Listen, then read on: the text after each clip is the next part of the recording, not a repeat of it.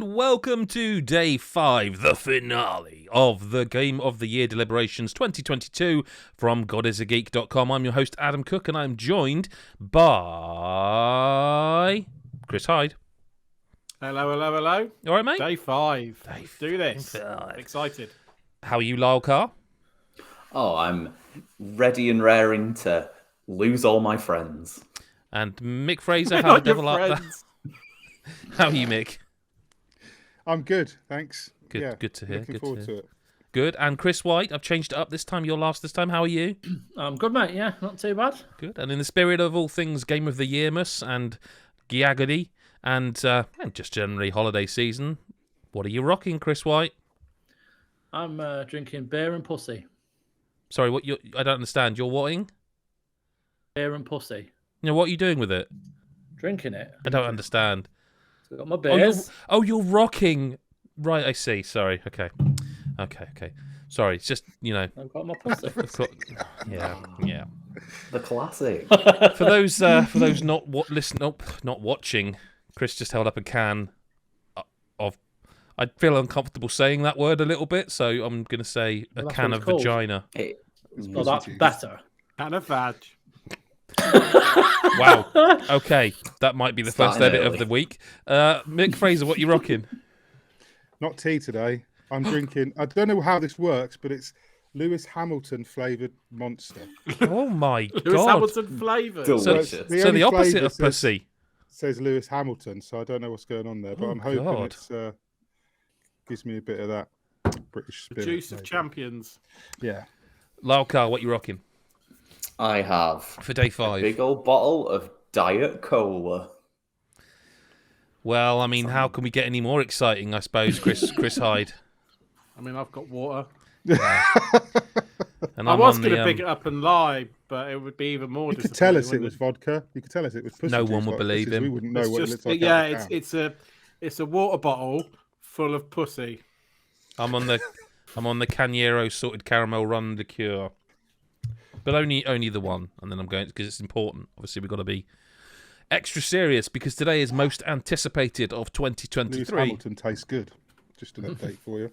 We don't do podcast titles on this one, and nor does What if we nor did? does Carlsberg. But if they did, That would be the yeah, shittest one you've ever done. it would be pretty bad. Today we're doing most anticipated of 2023, and of course that's a list of 5, and the Game of the Year of 2022, which is a list of 10.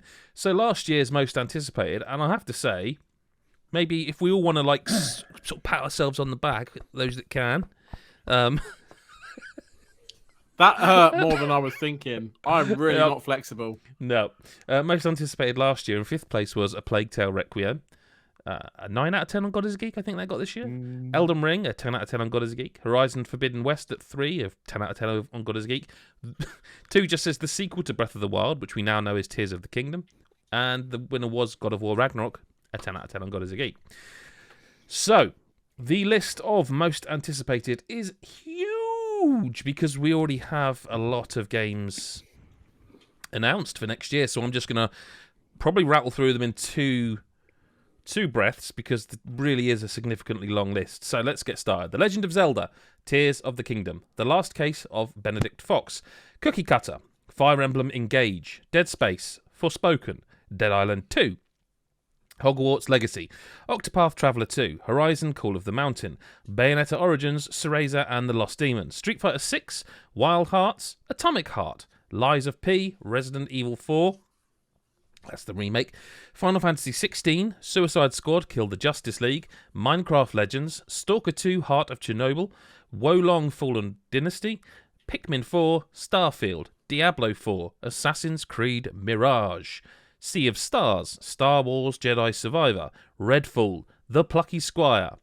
Metal Slug Tactics, Marvel's Spider-Man 2, Hollow Knight Silksong, Hellblade 2, WrestleQuest, Warhammer 40k, Space Marine 2, Remnant 2, and Armored Core 6.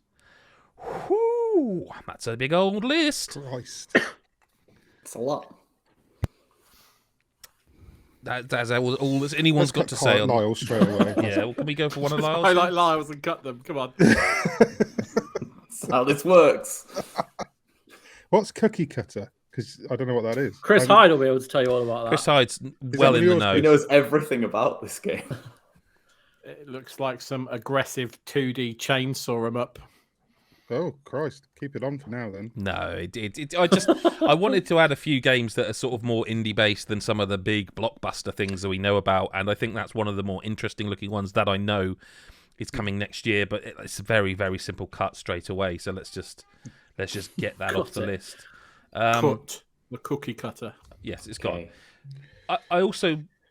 I've just put it on the list because it's not that long been announced, so I may as well just cut this straight away as well. Bayonetta Origins, Cereza and the Lost Demon. I don't think he's going to make our top 5 for us at all. It won't make my top 5. No. I'm really sort of weirded out by the fact that it took so long for Bayonetta 3 to sort of surface, and then we're getting what looks like almost standalone, not DLC, but you know what I mean, like a standalone thing so soon afterwards. I think that was March, April time. Yeah, And it looks kind of cool, and it's got animators involved rather than just the Platinum Games team, but it's just not there, is it, on this list? No. So let's cut that immediately. I think also Stalker 2 is still indefinitely postponed. Well, I was going to ask about this because it was due this year. Yeah. I want to say it was pushed back due to obviously the situation in Ukraine. I know the studio has a secondary studio that's not in Ukraine, and I think that's where the development's going on. But there was all that sort of ruckus around pre-orders getting refunded and weirdness around this game that I would imagine it will come out next year. I don't think it'd make half 5. This is what I was going to say, is even if they had a that's release it. date and it was January the 3rd, would it be on a top 5? Probably not. No, I am probably interested to see. Yeah, I am too. But I'm also quite still not interested to sure. see the amount of typos. Who's gonna do the SEO race and spell it? Because they've changed the name to. This isn't going to really work on a podcast, but they took changed all it from full the. stops out of it. No, they changed the spelling of Chernobyl to Chernobyl, so to speak, because that's the Ukrainian. Do you see what I mean? And they decided that. Right. So I wonder who's going to. What will people go for with the SEO? Ooh. Anyway, Ooh, we'll cut that. Exciting. Spent hours talking about that off pod. Yeah. I do also think we need to discuss Pikmin 4 here because I have seen. It's one of those games I can't remember if it's actually officially been announced or if I've imagined it into existence. And even if it has, does it have any kind of release date or confirmation of? But I don't. Definitely, it's been announced. So, It has Yes, been it announced. has. Yeah, I I, know I that remember far. it was the last direct, wasn't it? It was. Yeah, but I want to say they haven't said when it's coming, just that it's in development. so Nintendo revealed that no entry is coming in 2023. So So it does qualify. Okay, if that's what it says. Where's is that from Nintendo or? I'm just bear with. Hang on, let me mute myself. Okay. 1 sec. Is Pikmin 4 ever coming out? Is the first thing I saw when I googled it. It does. It is coming out. Well, it is coming out. Yeah, it exists. The trailer says 2023 at the end of it. Yeah, it does, doesn't it? Okay, that's fine. Then I've got 3 cuts. Brilliant. Right. Because it's top 5, Assassin's Creed Mirage Uh-huh. ain't going to make a top 5. Not a chance. I think whatever they do now, like from Valhalla especially, and obviously we had Odyssey, and Origins, which were great. They're going on about going back to kind of the beginning, and I just think it's got to do something incredibly special to kind of stand out again. Is Mirage the one that's a remake of Assassin's Creed, or is that something else? Aren't they remaking? That's the something first? I think else. this is the This guy is the from next Valhalla. big one. This is the next big Assassin's Creed Basim game. from the guy who was in your camp in Ravensthorpe in Valhalla. Is it? Right. I think it is. I think it's his origin But story. either way, this is their next big one, isn't it? The But yeah, next- this. Oh, right, So I'd say we should probably cut that. Yeah, I don't think that's on. I'm not on the top Okay. 5. It's a strong, No. The other one was strong year. Suicide Sorry, Squad. Oh, wow. Okay. I was going to say, we Well, yeah. definitely I cutting think Assassin's Creed. It's I got would yeah. cut Yeah, Assassin's I Creed, think so, I'm yeah. happy. okay. I would also Suicide Squad killed back Justice Chris League. and cut Suicide Yeah, Squad as no, well. I'm No, looking I'm forward not to it. saying we shouldn't. I'm just surprised at who suggested it. If that makes sense. No, look, I think with Gotham, I know it's Rocksteady, Isn't that but enough? No, this I is didn't what like I mean. that trailer. I didn't like This that is what I mean, cinematic yeah. trailer that- I don't So, know. if so I it's- have an interesting factoid I noticed, and if I'm incorrect, I apologise, but I'm absolutely sure that when that new trailer was released, the press release said it's a third-person shooter, which I will literally try and find the email now, which is going to be not fun. We even know no one even knows exactly what this is yet, do they? Well, I've So, just like- told you. No, I know, Well, but there's a lot of No, a you're lot right. of Attention, things Mick, could come be on. Yeah, you're So third-person even shooter. even back in 2020, which is when I have a press release from, I've just pulled up. It says a new genre-bending action-adventure shooter that can be played solo or with up to 4 players in online co-op. Yeah, genre bending just sounds like drop in, drop out, third person shooter Yeah. to me. That sounds like fucking Ooh, bending that genre. yeah. Well, that's what I'm saying is that sounds like PR spiel But for it's the something we've first already Rocksteady seen. game. Let me see. I'm gonna have to Google it. Forever. I think since the Batman VR game. Like that was them. I think that's the last one. 2016. It feels like 8 years nearly. there's a chance it could be really good, but I do think it's a chance, and then alongside that, it's a top 5 in a year where there's okay. loads, isn't it? Yeah, Yeah, no, okay. anticipated. Yeah. Okay, Most anticipated. So I mean, I'm- these are all anticipated Yeah, Exactly, They might yeah. all be on a brilliant. certain level, but I don't know that. That's... my final one. That's gone, by the way. Suicide Squad, unless anyone's. But actually, I've got loads. But I'll just do one Yeah, more for well, now. I hope so. Yeah, go on, go on. Star Wars Jedi Survivor. Anticipated, right? I The would other say one for was- this list, possibly. 'cause the this first one really? was good, wasn't it? Yeah, we liked the first one, didn't we? But The collective we might have. All yeah, of you us, didn't. every you single had your one. issues with it. Yeah, I my don't issue know was that I how didn't much think it was more very it's going good. to do differently. I really need to open And the trailer's cellophane like, on the I first one. it's canon, right? And I know this doesn't Same. matter to most people, but it's canon. But none of the films, books, anything that's come since mentions him. So it's like whatever happens to him is not going to have any real impact on anything.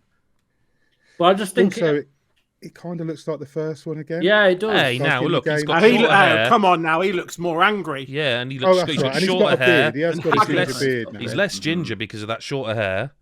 And Yeah. dark beard. He's got a beard on. Yeah, Yeah. he looks To broody. be fair, I do like the actor, and I did like the game. but Cal Kestis. I'm not 100% fussed about this staying on a list. I can't see it. It wouldn't Yeah. stay in mine. I think it will be a good game because I think it's Respawn ultimately, and I think they will learn lessons from what they're a good developer. This is Yeah, 100% this is agree. Titanfall, Apex. I think they will learn the lessons and have listened to feedback. But Okay. like it's not, is it? Not on this list. Nah, no. nah, Okay. nah. Can I? Right. No, I've cut a few. Come on, someone else. Redfall. Redfall. Chris, Got that. sorry. Sometimes I wonder we are a hive mind because I was just about to say Redfall. Then I thought, Well, no, I let was someone else thinking do it. Chris's third cut was going to be Redfall, so I was waiting for it. But That was definitely be a cut. I could lose that. Vampires are kind of Yeah, done yeah. these days. It's like, is there anything else? I disagree Vampires? with that strongly. I don't think we have enough vampires. Well, maybe, Yeah. but But- I don't know. Redfall looks like it could be one of those games that we play and go, "This is quite good," but then probably fall off. But again, I I'm just not get that. 100% sure what it is, and it does that. It does that arcane thing of showing the trailer to make this game look so awesome. But they did that with Dishonored, and I was never able to make my character look as badass as they did in Dishonored. I'm not saying they're not good games. I think they're great games, but they do this thing where they show this trailer off that's a first-person game, for example, and then It's flawless. it's and- like and- unreal. Like, oh my god, yeah, but you're like, none of that's the actual game, is it? Yeah, none of that's that's- you blinking off a ledge by 15 feet to the left. And like, I'll be honest with you, I'm a little bit not confused or concerned, but I'm not 100% sure on where this falls in terms of. I originally thought it was a multiplayer game, but I think it's actually a single-player game with multiplayer capabilities. But I'm not 100% sure. They definitely marketed it more I as thought it was multiplayer. Yeah. Well, that's was what I the vibe think got. initially, but I think they've sort of come back on Yeah. that a little bit. Yeah. But I would also say that. No, look, I'll fucking say it. If no one else is going to, like everything else on this list that's related to Microsoft, we need to see something on this game and have some kind of indication other than the trailer. Yeah. Well, when was it? Last summer. Yeah, That, like Phil. this game is in the next 12 months. Like we need to Yeah. start seeing Yeah. some of these games. And I think it was initially supposed to come out like last summer as well, wasn't Well, it? yeah, it there was was supposed to be out leaked. this year. There was leaked like beta or alpha stuff, and the thing is with because now Xbox just aren't saying anything. They weren't at the Game Awards, etc. things are starting to come out now. Like there was a story very recently when we recorded this about like Fable being in kind of development hell because of X, Y, and Z, because something to do with it, like, oh, it must be using these engines and not that.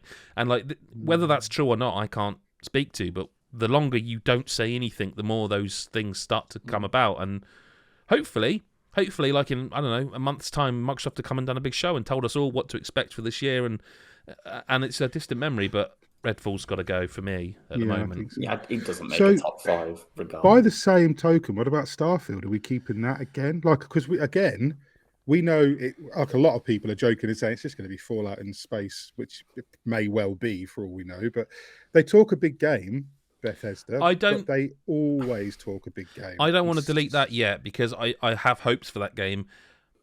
My concerns are all I keep thinking about with that game is I keep thinking about Halo Infinite and how it was due out one Christmas and then it got delayed and it didn't actually come out until the following Christmas. And I keep thinking that's going to happen here. Like, which it would still be a 2023 game. It would. I don't know. I would not want to get rid of this. Not yet. Time. And I do. It's the one game that feels like it has to come out that year from Microsoft, right? It really does. Yeah, Not saying that it will, and putting my hat on it for certain, but there are plenty of games here that what about are Metal not as Slug anticipated as that. Tactics? Yeah, I think I might put this on here, and I didn't think it would stay, but I do think it looks absolutely unreal. It does look so good. And I really hoped it was going to be this year, actually. Yeah. It's not making a top 5, even with me and Lyle sort of champing at the bit to play it. It's not. But I do want to shout it out because it looks awesome, and I really hope that this time, I sort of hoped I was able to talk about it, if that makes sense, this year rather than talk about what I want from it next year. So I don't think we can keep that, and I don't think we can keep Hollow Knight Silksong unless I've missed a. It's on the next the E3 Microsoft thing that said it would be coming in the next 12 months, so it should technically count in terms of like it's announced for not even just 2023, but the first half of it.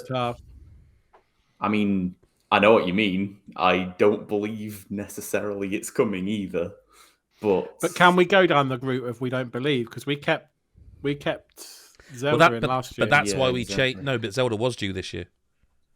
It was. No, but I was just saying that they've said it's in the next 12 months, 6 months. I mean, it's totally up to. Sorry, I see what you mean. Yeah, it's totally up to us. Yeah. I mean, the question I think I would turn that around a little bit and say to you is, even if we do, does it make a top 5? No. I don't think Not so for either. me. it doesn't for me either. I really do want to play it, but I don't think it makes a top 5. No, There's Fair so enough. much competition. Might be here. upset about. I mean, but... I originally No, but thought it's- next year's going to be crap compared to this year, and I'm looking at this going, I don't know what to cut. so yeah, maybe not. I'm sure it will be amazing, Yeah. but I also feel it's like a slightly known quantity. Like I know I think I know what to expect. Hopefully they'll subvert my expectations, but I think I kind of know what to expect from it. If that makes sense. A very good Metroidvania. Very, very good Yeah, Metroidvania, and I think it will be terrific and a high-scoring affair. But I guess we just need to be careful with that, because if we start saying that, we could clear a lot of good games out of here. Well, we have to I'm not anyway. disagreeing. No, but we have to anyway. So I mean, No, well, yeah, fair. So maybe we will have to use it. So I got a juicy one. Sorry. Go on, Lyle. Go on. I was just you gonna nearly say, called him Kyle. Yeah, I You know. almost did on the podcast. In real There's a life. guy at work called Wow. Kyle, and Painful. Okay, yeah, I don't think I've done a cut yet. I No, was you- going to ask. I have 3, Lyle. Go on then. Why not? Okay, I was going to ask Horizon Call of the Mountain. I'm not a VR guy. Is a VR game going to make a top? So I added this quite late. Well, in fact, about half an hour ago. The reason being is because one of the things I'm quite excited for in sort of February, early next year, is PSVR 2, because I'm sad to say, I am a VR guy. I've kind of reviewed as many headsets as I could get my hands on. I've tried them all. And the thing about PSVR is that despite it being the lowest, was it cheaper than Meta Quest 2? I think it was. it wasn't originally. But it is now. But it's not much different from that pricing. It depends on what model you go for, I think, with the Meta Quest, doesn't it? Yeah, but I think isn't the PSVR 2 like pretty pricey? No, it is. That's not the point I was going to make. I was just going to say, despite the PSVR 1 being like a lower priced entry into VR, having a lot of cables and a breakout box, blah blah blah, it's actually one of the most comfortable headsets out there. Like, it is such a comfortable headset to wear, more than any others. As someone who wears glasses, I should add. So I am really excited also and also I think for the price, for the technology they used, the Move ones, the old PlayStation Eye camera, for the technology they used, it was brilliant. The fact they're dropping all of that and this is their first attempt at proper new VR is really exciting to me to see what they can do, because they are a bit like Meta. There's someone that has to kind of support their device. They can't just put it out and not do any games. And Horizon obviously is a big franchise. So I sort of put it on it just to give a little call out really to PSVR 2 and say I'm very excited to see what Sony have done with it. But it can't. There's no way this game that is probably going to be played by maybe just me initially, or maybe just Chris. Why? I don't. It's just it's got to go. As much as I do want to play it. Okay, number 2. Bar. Yep. In a similar vein, how many people here will play Street Fighter 6? And it's the Metroid Prime moment of last year. You absolute filth. Okay. I am disgusted, Lyle. People raised their hands. Disgusted. We're not cutting that yet. That's my number 2, I think. We're not cutting that yet. Okay. The thing, we will eventually. But I have a weird thing about Street Fighter 6 because, like, I loved 4. Yeah. And same. 5 annoyed me. Same. And so I'm just like, really want this to be. I've played it, and 6 is both Sean and I came away, and the big thing we came away going was and what you just said. I'm not going to repeat it.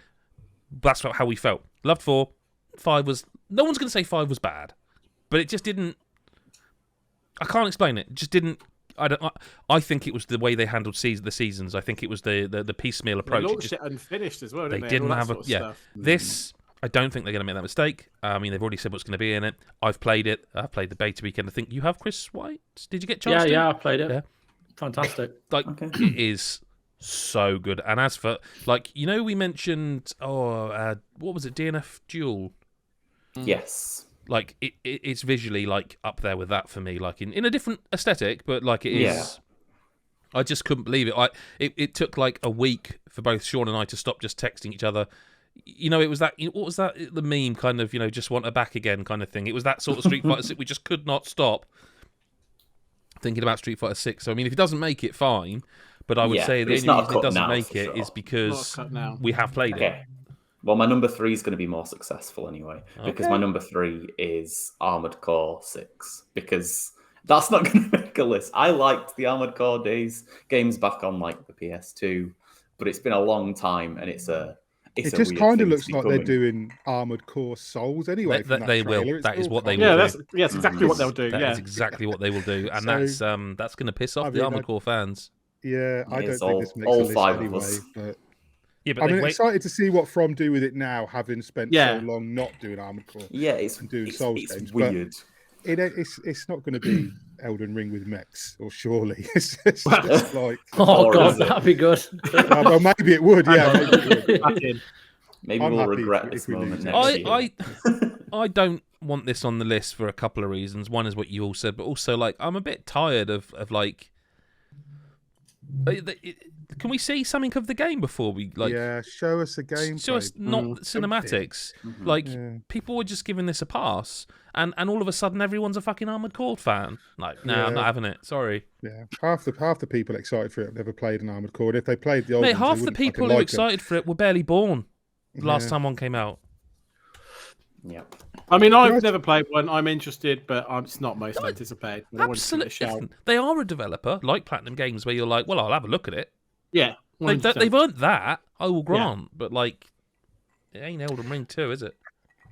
I got a couple of suggestions that I probably am only excited about. I was going to say, is it gone? Yeah, sorry, the first one being Warhammer 40k Space Marine 2, which I don't think anyone's going to want on a top 5, but the first one was fucking great. First one was great, yeah. Mark Strong, I think, did the voice of the main guy, and he's really big now. He wasn't at the time.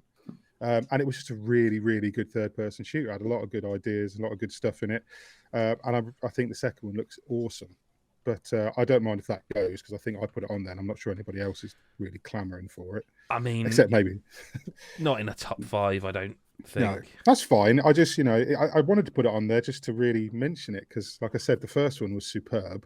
Yeah. And the first one was a sleeper hit completely when it just came out of nowhere, and everybody went, actually, that was pretty good. So, yeah.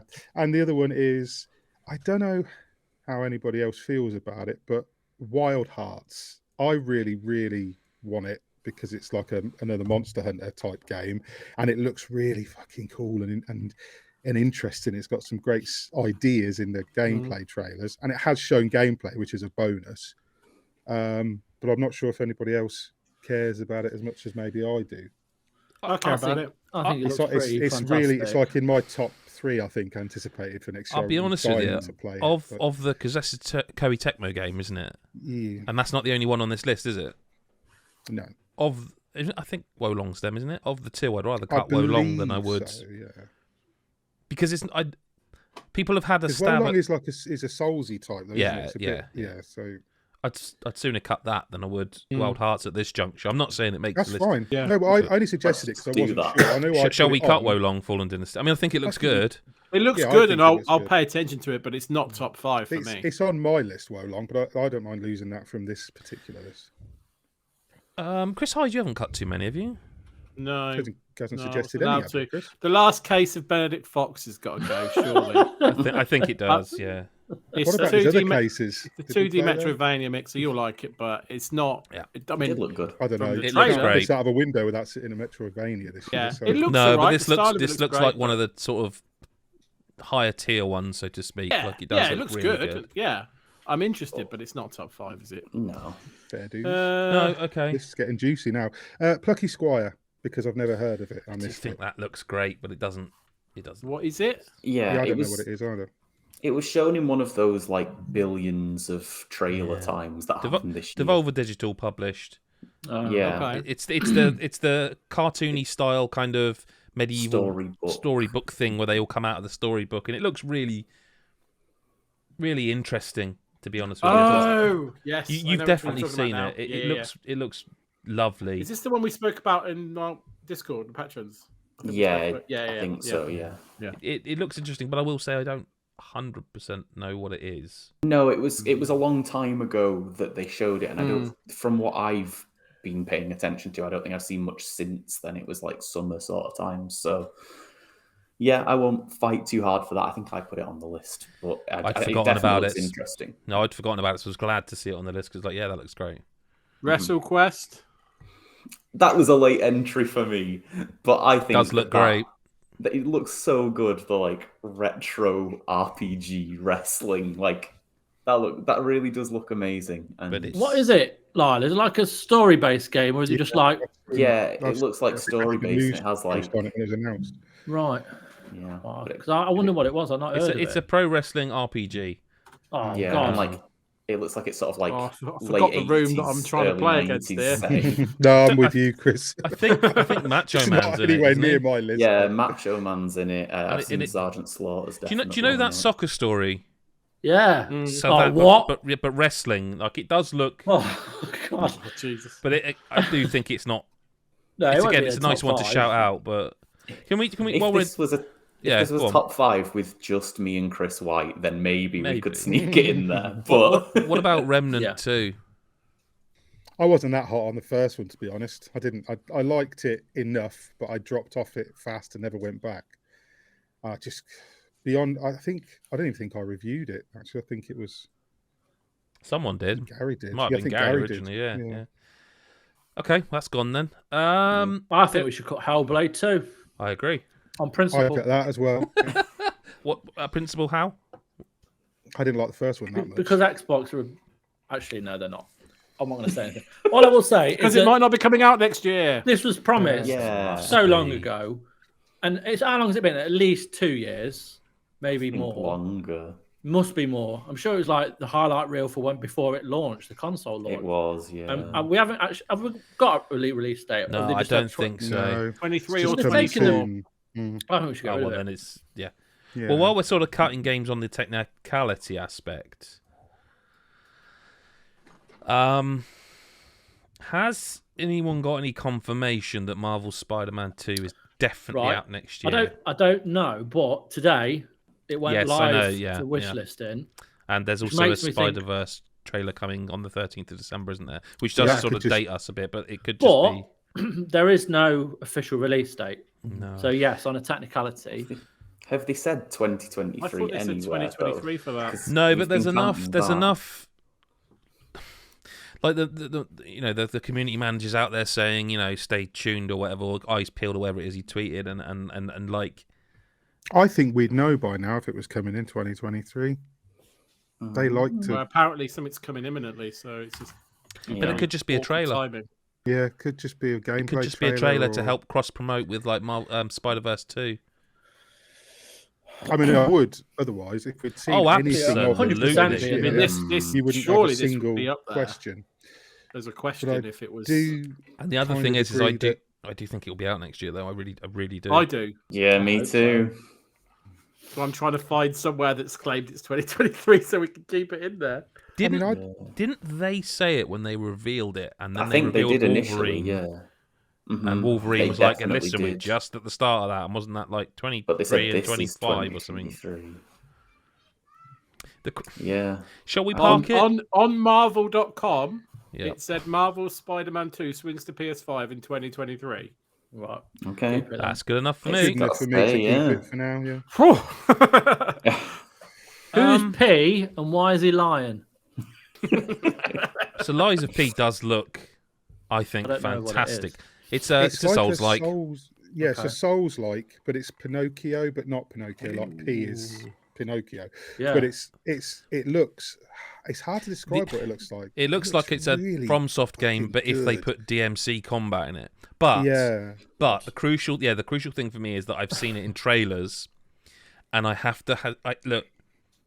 Pure instinct. Do you know what? If it genuinely plays how they're promoting it to look, fucking A. Wow. Do you know what was that one you reviewed, Mick, late this year? Steel Rising. Yeah. If it's more like that, I'm out. If that makes sense. Like it looks like that kind of. I as think well, if you so know what too. I mean. Like it's got that same mechanically marionette. Exactly. Like there's and because when Steel Rising came out, everybody was like, "Oh well, no one will remember this in a year when Lies of P comes out," and that may be true, but we don't know that yet. And it doesn't necessarily look, because Steel Rising came out and it was spiders of all people, and I mean, as you know, I really like that. Yeah. But everybody sort of went, "Well, Lies of P isn't the first one to do this aesthetic and this," so I kind of. I also wonder how far along it is, because didn't they have some preview videos go up and what I saw of it, I really hope that dialogue was placeholder. Yeah. I mean, we could lose it, but I do think it's going to be. I have a good feeling about it from what I've seen of it, but yeah, I don't think it makes the top 5. Doesn't make our disagree? Top 5. No, I think that's sensible, and we're nothing but sensible here. Yeah, right. Dead Island 2. Yeah, how do people feel about that? The first one was ropey as fuck. I can't wait to play it. Same, yeah. Just because, it was ropey, but I really love playing it. But like, what else can a zombie game do that's not been done already? How do they get out? Fun. Yeah. How do they get out from the shadow of Dying Light? If that makes exactly. sense. Because Dying Light are the developer who originally made Dead Island. We all know Dead Island 2's been in dev hell. How do they now come out and get out from under the shadow without it just being? Oh, it's. I mean, what an insult that would be to the IP owners, so to speak, to say, "Oh, it's just another Dying Light." It's like, well, hang on a minute, but like also. And what if they go back to like the wacky tongue-in-cheekiness thing? I mean, I kind of feel like that's all been done, like Zombieland and all that stuff. Was like, I think it's going to be one of those games that it'll come out. Whoever reviews it is probably going to like it, and you know what I mean. It's going to be but not love enough. Yeah, but I don't think it's going to. I don't even think we'll be talking about it a lot by the end of next year. So I'm not sure. No, because you can't even anticipate if it were a bad game, and you would be able to say, sorry, rather you can anticipate. Let's say it were a bad game. This time next year, we're not talking about in disappointment. The game's remarkable that game exists still. But yeah, I'm not excited about it. We're nearly at the point where we can get them on the screen for the video watchers. What? Sorry, Ooh. Minecraft Legends. Minecraft Legends. That's like the Minecraft but StarCraft, isn't it? It's their real-time RTS version of Minecraft. You know how they did dungeons? Yeah. This is that. Yeah, Legends, that was a real good use of the IP there. No, but what they've done there is Minecraft Dungeons was Minecraft, but a Diablo-like. Minecraft Legends is No, it is. It's child's Diablo-like, isn't it? But Minecraft Legends is Minecraft, but an RTS. Baby's first RTS. I would expect so, yeah. But that's not, is it? Not for me. I mean, I personally, I'm probably not ever going to touch it. So I don't. No. Okay. How many are we down to here? We've got to get 5. Oh, only 16. We're getting there. Only 16. No. Jesus. Okay. These are juicy now, though. Question. Forspoken. Because I know from like earlier, like before it was delayed, it was one of those games that we were kind of worried looked a bit like ropey. Has the delay made it exciting enough, or does it still not really make it? So has anyone but me played the demo? I haven't yet. No, I've downloaded it, but I haven't had a chance. So I played through the demo, and I think there's something there, actually. I think there's something there that it's... I'll say this much. I think it's a bad demo, in that this looks... No. Let me be clear. Like, this is clearly a very big game. I mean, like, world-wise, with shitloads of unlocks, shitloads of collectibles, shitloads of spells, and all this. And I think there's something there. I genuinely think there's a spark. Do you know what I mean? There's one of those where you play it, yeah. But there's also enough there where I was like, really? Like, so for example, I promise you this is not me making it up. In this game, you have magical parkour. Okay, and what that essentially means is, do you remember in Assassin's Creed when you would hold down a button and you just automatically parkour over everything? That, but magical and like more vertical. But you have to hold circle to activate it. And it would do this thing where, so she's like sparks and fire flying off her and she's doing the parkour. But if you just did it in a straight line, she would sort of run, and then there'd be like a where she'd like go burst and then run, and then and it would just keep repeating itself. And it's like, this isn't as fast as you think it is. And also, this world is big enough that this should be the default. And if you take your butt finger off that, she walks slowly. But on the other side of that, the combat is Mick Fraser combat. He will love this. You will love this, Mick. Like, you have L2 and R2 are your two different spells that you can have spell sets equipped, and the left trigger is kind of more like the passive or defensive stuff. The right one is the aggressive. In the demo, you have like earth-based powers where you can throw rocks or like a machine gun at your hand, or you can switch to fire where you got a fire sword and get in a melee. And when you sort of change to those, your like passive abilities also change. So when you've got the earth powers equipped, you can. So like the bumpers go with the triggers. So you hold down L1 to change to a different spell in that wheel for the defensive. You hold down R1 to change to a different offensive spell. And you actually then hold them both down to change the full set, so to speak, from earth to fire. And it's got some really cool shit in it that I was like, this is really, really cool. So you can be swinging your sword around, and one of the defensive sort of fire spells, and all of them are on cooldowns, like these ones, it puts like a big flame circle around you, which seems to have A over E effect if people walk through it. But also, if you fight inside that circle that you've created, it strengthens your abilities. So there's a lot of this, and then you can, like, when you've used that, and so that's expired, you're waiting for it to recharge, so you hold down L1, you quickly flip to a different one, and she can do like a charge. She charges at them, and then you can start meleeing and stuff, and there's really interesting combat. Unfortunately, when I first previewed it, like ages and ages ago now, one of the things that stood out to me was I felt like the dialogue was really out of place because she's like a New Yorker gone into this, whatever this medieval Final Fantasy style Square Enix thing is. And they had her doing like lots of call-outs like, yo, fuck off, all the time to enemies. And it was like, it doesn't fit. Like, imagine if you were playing Final Fantasy whatever, and they were just randomly swearing at enemies like, yeah, you fucker. And it's weird. So it's a game that I think is going to be good. And I think some will love it and some will hate it. But there's definitely something there from the demo alone and what I've seen of it, the spark. But that's about as much due as we can give it here, I think. So yeah. We talked. I am, like I said, I'm really interested because I don't think the way they onboard you in the demo is going to be how the game starts. Well, in fact, I know it isn't. It's clearly not going to be the same way. It can't be. And they throw a lot at you, and I feel like the progression will be slower when you play the game for real. We'll see, I suppose. It's not that far off. It's January, that one, so... No, yeah. Hogwarts Legacy. It definitely looks better than I was expecting it to look when we'd been shown nothing. I care more about what the game looks like and like the RPG than I do that it's Harry Potter. Like I'm over Harry Potter. I couldn't care less that it's Harry Potter anymore. I don't give a shit about the J.K. Rowling stuff. I'm not mentioning all that. I'm just saying. I think we have to, though, mate. Well, maybe you do then, but because that's what why... I'm saying is that doesn't inform my decision. No, it doesn't inform my decision, but it makes it really fucking hard for me to get excited about anything that's Harry Potter related. Yeah, I was a fan of those books. I was a fan of the films. I think Chris White, you were as well, Harry weren't Potter you? related has been shit. I'm excited about it. Originals anyway. I want to see it. Yeah, I'm glad I'm not. I'm glad I'm not as online as others because, like, I don't want to be around when it comes out. I do want to see what it ends up being because I think isn't it a newish developer as well, and I'd like to give. I feel a bit sorry for them.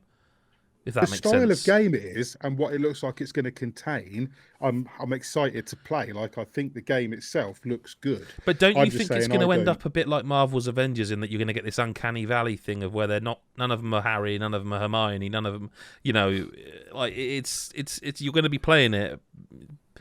Yeah, I don't think those characters are in it though, are they? That's what I'm saying. Don't you think you're going to be thinking? And everything else is. But I just don't think it makes our top 5. For me personally, it doesn't. I think Chris is a little bit more excited than I think it makes my top 5, but I'm fine with it not being in the top 5 because the amount of other games that we haven't talked about that are going to be amazing. Well, since I offered up one of your cuts, one of your favourites as a cut, if we cut that, shall we also cut Fire Emblem Engage? Because I suspect I'm the only one who gives a shit. I'm excited about that, but again, maybe not top 5. I give a mild shit. I'm also a bit worried that they... I mean, Jesus, we'll find out again. It's January. But I hope they haven't forgotten the tactics side of the game because the last few Fire Emblems, you know, you had 3 Houses, which was very RPG heavy, which is cool. And then the Musu, which was RPG heavy with Musu combat. With the tactics mixed in, it's in there. Yeah. I hope that the tactics aren't forgotten. So I would say we could delete Fire Emblem and Hogwarts, and we're getting somewhere. We're getting close. Yeah, is that okay?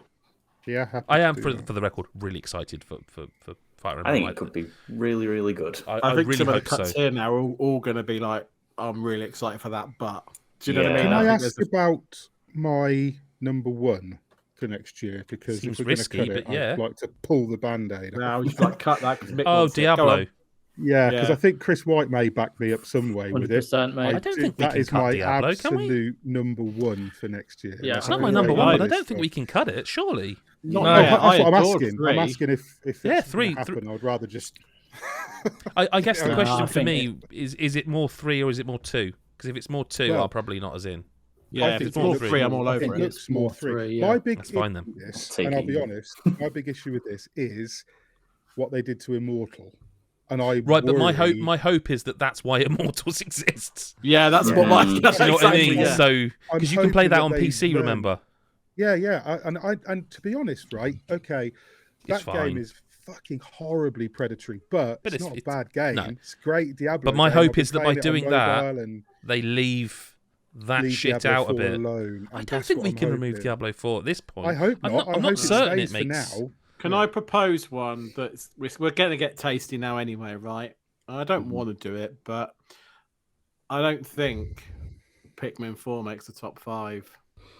And I loved Pikmin 3, but I think, like I said earlier, with the whole what's it going to do new, I'm very surprised if this is genre bending. But I thought that about 3, and 3 felt amazing. No, I do get that, but I'm just looking at this list going, holy crap. I'm not putting fanboy trousers on it for a minute, but what I will say is Nintendo are one of the few companies that whenever someone says, well, what will it do new, I would go, No, that is hang fair. on. Because look at Odyssey, they do. look at Breath of the Wild. Yeah, The shit they come up with when you think that. When you think, well, what will they do? I mean, they've made a million of these games. The thing they do always makes you feel like a fool. Look at Odyssey, look at Breath of the Wild.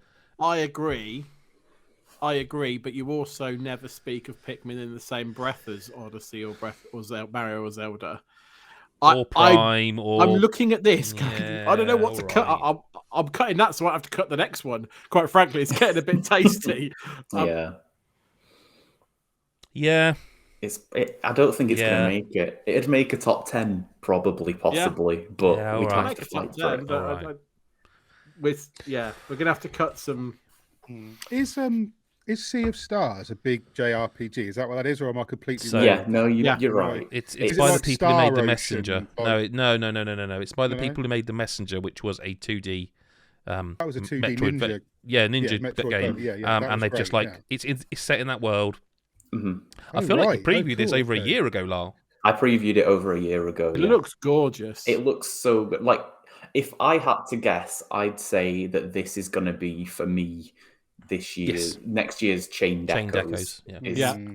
Like, it's this really, like, it's been in development for ages. It just looks incredible. Like, when I saw it in the preview over a year ago, it was a game that looked like it would be ready for me to play tomorrow. And I remember reading that, or maybe I edited it because I did read that preview you wrote.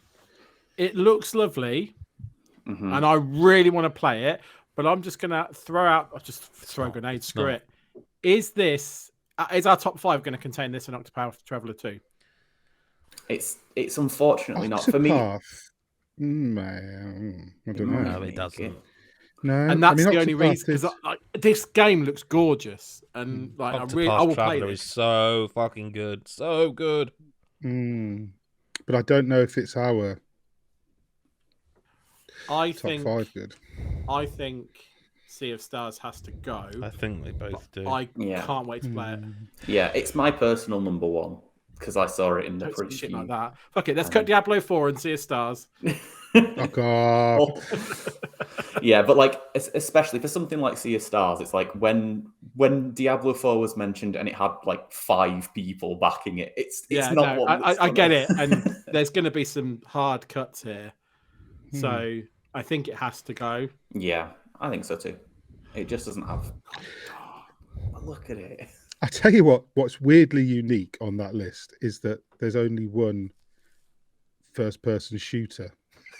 It's even, I think, been on this list at all since we started, which is really weird because it's normally coming out the woodwork, which is Atomic Heart, which I put on there because, again, it just looks so batshit crazy and awesome, doesn't it? So close to the top of my list. Do you know what? I hate to be the reductive guy. Do you know what I get from it? Shadow Warrior vibes. Yeah, but Shadow Warrior was a bit more of a mess. I mean, well, Shadow Warrior 2 was awesome. Shadow Warrior 3, not so much. But yeah, I get what you're saying. I do get what you're saying. Like, I think it looks like a game that I'll have a lot of fun with, necessarily. Whether it would even make... Can I be the arsehole and say that I think it'll be like an 8.5, whereas some of these look like they could be a lot more... 10s, yeah. That's not arsehole. That's there is that. I mean, that is like it's focus home entertainment. I agree. Which means which means we all know what that means. It means it'll be decent, but there will. I know what you mean. They're a AA publisher, aren't they? The Evil West is them, isn't it? It's like it's one of those that will be a lot of fun. But who's the developer of Atomic Heart? I can't remember. Something Fish. That's it. Yeah, Mundfish. Mick Gordon's composing on it, so the music should be legal. I mean, like I said, I think I added it to the list because it wasn't on there, and I do think it looks like it's sort of my jam. I'm really looking forward to it, but maybe off of what we've got left, it doesn't make the cut. I think we need to, if we get rid of that, we need to have a conversation about 2 games on this list, right? Okay. So I'll do that, and we need to have a conversation about Dead Space and Resident Evil 4 Remake. The reason I say that is because they're both remakes. So to say you're anticipating them is like, but... Well, I would have been less anticipating it. Sorry, mate, you go. Sorry, no. I just like you say that, but when you consider what Resi 2 was, well, let me rephrase then. What I think is that Dead Space is a like-for-like remake that they have developed with them not. I think they're terrified of fans going, well, actually, that thing was not on the desk. So I think that will be. Had 2 shits that morning. I think Dead Space will be fantastic. It will score well. And I will enjoy it massively, as will Chris White. And I think nobody else on this podcast will play it, or maybe even talk about it, or remember it exists until the inevitable sales discussion comes out about, well, look, you all wanted it and you didn't fucking buy it. You know what I mean? And I think that will be the narrative. I'm a fraidy cat, so no, that's fair, but it's not for you. I mean, what I'm getting at is all the fans who wanted it, they've got it. Yeah. I think it's a known quantity, and I can't wait to play it. Whereas Resident Evil 4 Remake, I have played a small section of, and I was left going, I cannot wait to see what they've fucking done with the rest of this game. Me, when we talked about it on the main pod, and you were telling me about the things with the shack and stuff, and all the, is it like parry stuff and all that? There's sort of parrying. Stuff. There's weapon degradation on your knife. You can stealth. You can duck. You can crouch and stuff. Like, I cannot stress enough. It's not the same game, is it? And the original was brilliant as well. If it comes out somehow better. Well, I cannot stress enough that, like, while I felt familiar enough to play it and go, this is Resident Evil 4, I literally played the section from the police dropping you off at the start up until the bell goes off, and they kept the line. And it's like, that is, in the grand scheme of the game, quite a small section. And I played it, I think, 4+ times. You know, one time I killed the chainsaw guy, the other times I didn't, that sort of stuff. Like, that section alone left my mouth watering, like, what will they do with, like, I can't wait to see how they handle the merchant. Like, surely they'll have gone to the original voice actor. They won't be able to reuse the line because the audio quality is so different, but they would surely. Do you know what I mean? Just little things like that. I think Dead Space is a cut because they've said, basically, they've literally said and shown, we are essentially rebuilding that game with the art, making it look beautiful, but it is that game. Mm-hmm. Whereas this, I've played, and it feels like they're not going that route. You in places, is what you're saying. Like Dead Space, you're not going to. If you know Dead Space, you're not going to be surprised. I don't want to get into spoilers, even though it's all out there because it's the preview section people play. But like, there is a section very early on in Resident Evil 4 where you find an animal in a trap, and that animal comes back in the game if you free it. Right? In the build I played, that trap exists. That animal's already dead.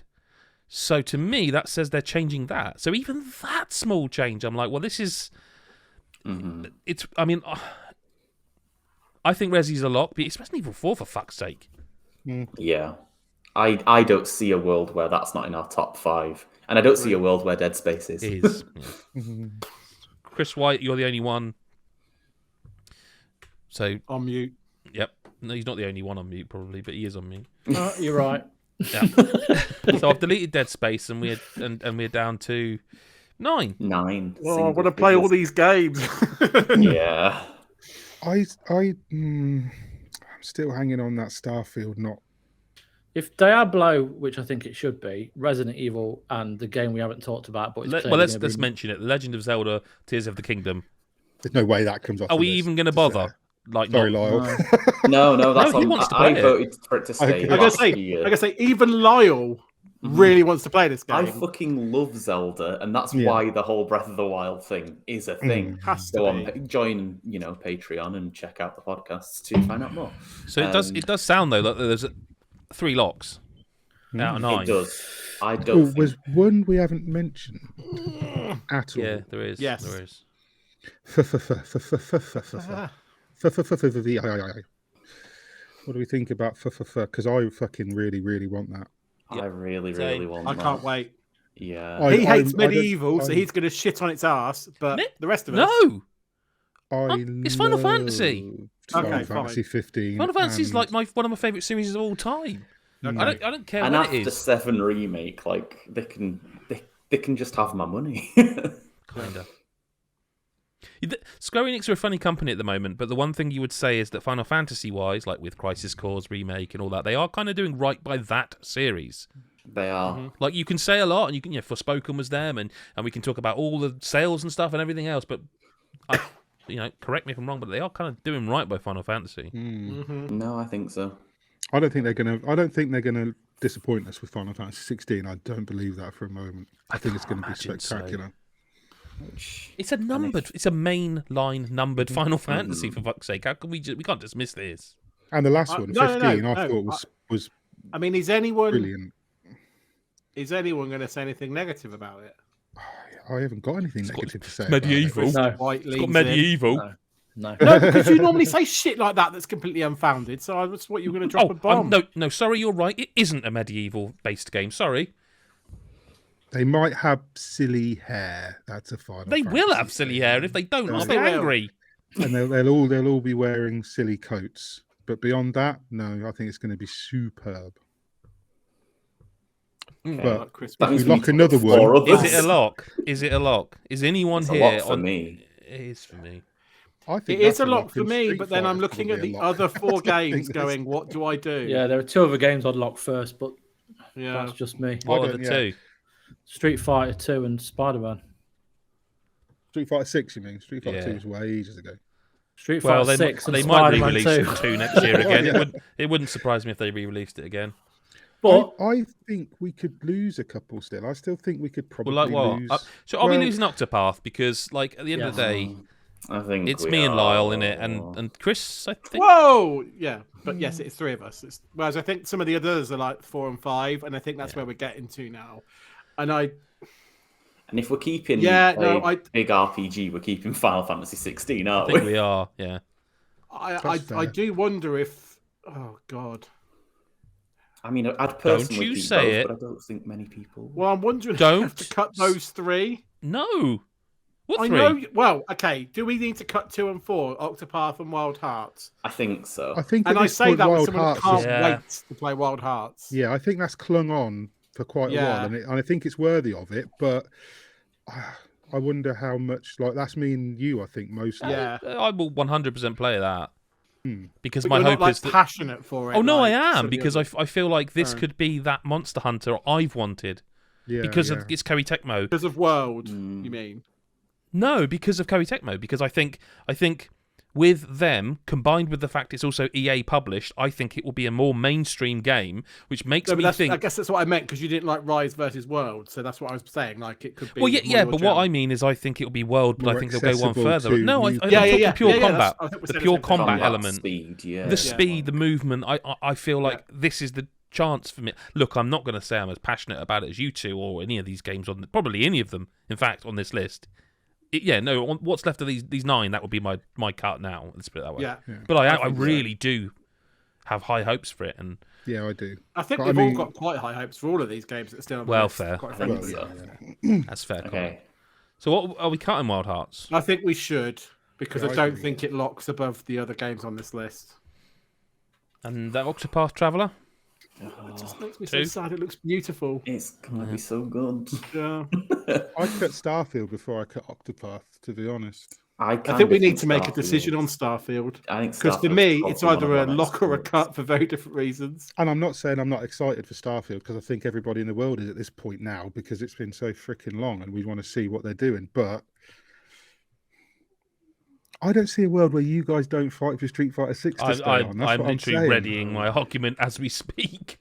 And I think if you're going to do that, then I mean, I feel like it's 1, 3, 4, 5, and 7 is what I'm feeling. I mean, I'd be over the moon with that. Well, I wouldn't because it means Spider-Man has to go. But I would. I'd be very pleased with those 5 games. It's like, what do you swap in for You- though? That's the thing. Yeah. It's I think if I'm being brutally honest, if you can tell me that Marvel Spider-Man is definitely next year, I Well, think Marvel.com said it was. I think Yeah. for me, very, very clearly for me, I think it would be above Diablo. And I think we need to talk about Diablo because I feel like we locked that a bit early. Well, I've unlocked them all Personally- now, but we need. Well, what are we cutting to get to that point? Are we cutting Starfield next, do we think? Because for me, it's exciting and I want to play it, but it's not anywhere near as certain as a lot of games on there, and it feels We like it has haven't less seen support. it. Like we're talking about games. On Well, here. they We haven't seen. They did it, show have it, we? and to be honest with you, you could see it looked a bit framey. Yeah, It looks a bit I don't- grey as well for what my I haven't liking. seen I'm is about anything colours. that's put it above anything else on this list for me to say. Is it just like a big version of the Outer Wilds, which was the Probably. one? The Obsidian Worlds one. is the right one, Well- you mean? Yeah. I mean, even If if it it was is, wild, that it'd still be sounds batshit good. crazy. Look, does anyone say that on these 8, Starfield stays? Not me. I'd sooner see Starfield go than Diablo 4. I think we all have a game that we'd rather fight for out of the ones that there's a chance of cutting. So, by that logic, Chris White. Starfield goes. Yeah. I was looking at my 5. and I'm like, no. I guess. At this point, these are all games that we hope attends. You know what I mean? oh yeah, And I do feel like Octopath is. I think that's the clinging. next probably. It's clinging. Yeah, I think it'll be very good. I mean, for me, like Final Fantasy 16 is above it as a big RPG. Sea of Stars was for me as well. So, like, it feels like if it's my third pick for that genre, it's probably I shouldn't be fighting too hard. I will just say, I feel like Octopath Traveler was the one that kind of kicked off that Square Enix HD 2D thing for me. Yeah, and that gives me some hope that it will be more than just another one of them with 8, you know. But to be honest with you, even if it is just another one with 8 characters of that methodology, I'm like, that's all right. And also it's coming, but it's not quite in this list now. It's not with lots of people fighting for Street Fighter and Diablo. I just don't think it's the same level as those it's not. other franchises on it's there. Not. Like, I mean, but it's a Square Enix game as well. But then we've got 2 Capcom games here, so it's not. Look, again, anyone want to vote? Just keep it now at this point. We need to move it on a little bit, I think. No, I'm fine with it going. Sort of. Yeah, no, I'm with cut you, it Lyle. before I say anything because then it makes it easier. Well, 3 people that sort of already said it, and I was the 4th. So if you want me to put it back, Chris, I will. No, I'm not going to be that guy because I wouldn't know what I'd cut instead. No, I think we all have wildly different ideas of what to cut next. Well, what I think it's not that. I think we've all got thing... one particular thing that we would. No, I'm just saying. I think that these, like, I feel like the top 3 is the top 3, and the bottom 3 needs to become a bottom 2. Yeah, no, I maybe. do. I do. No, I mean, if I'm wrong, I'm wrong. But I've look, not to announce the winner now, but it is, isn't it? I mean, yes. Really? If I'm being completely honest, right, it wouldn't be in my top 5. And I'm not saying that to be some like dick or anything. I'm just not. I'm just not. I never have been a massive like Zelda fan, but I'm not going to argue with it because I know it's going to be great and all that. But it'd be number 4 on this list for me. It wouldn't be my number 1 from that list either. To be fair, it'd be number 4. It doesn't matter because like everyone else loves it. So yeah, it just sounds like it might not be. It sounds like it's going down that list. No, why? Well, I don't necessarily think I don't think because it is. 3 people so far have said it's like their 4th or 5th. Yeah, but no one's as passionate as having a number 1 other than that. Keeping their game in the list. I don't think the fact that Chris Hyde and I want it at number 1 means it goes there. That's not how 3v2 works. I don't think it's an immediate lock at number 1 is what I'm saying. Listen, what I'm saying is that wherever this finishes, I don't feel bad because everyone will know that Chris Hyde and I were on the right side of history, and you guys were all trying to beat 100%. Shit out of. I'm not supposed to be on the right side of No, history. you're not supposed to be. It worries me that you're closer. Yeah, it does. Yeah, it worries. Yeah. So, I'd hate to say this. No, I'm. See, as the host, I should do this, but as a fan of Zelda, I'm frightened to do it. But I do kind of want to ask. We're at 6, so do we just take a vote on what gets cut? Realistically, because I mean, look, not being funny. If Lyle, Mick, and Chris both say Zelda gets cut, I think we should. I'm just saying. Let me finish. If you 3 vote for Zelda to be cut, it feels pointless because Chris Hyde and I just going to argue all night for this one. I wouldn't vote for it to be cut from this list. There's a game I would cut first, and another game that I'd cut again before I cut.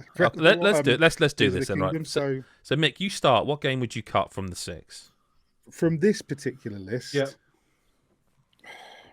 I don't know, between 5 and 6. But you got to pick, mate. You've got to pick. Street Fighter 6. I will not play it. Lyle? Street Fighter 6. I probably will not play it. Chris Hyde? Do you want me to go? Because mine's easy. Yeah. I'll go then. Diablo.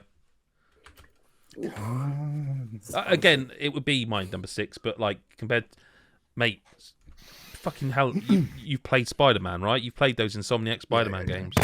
But mine would be Diablo, I think. And I'm a massive Diablo fan, but like...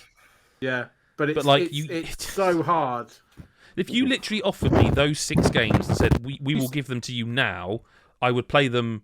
Diablo would be the last one I play. If you said we could have a top 6, I'd love you forever.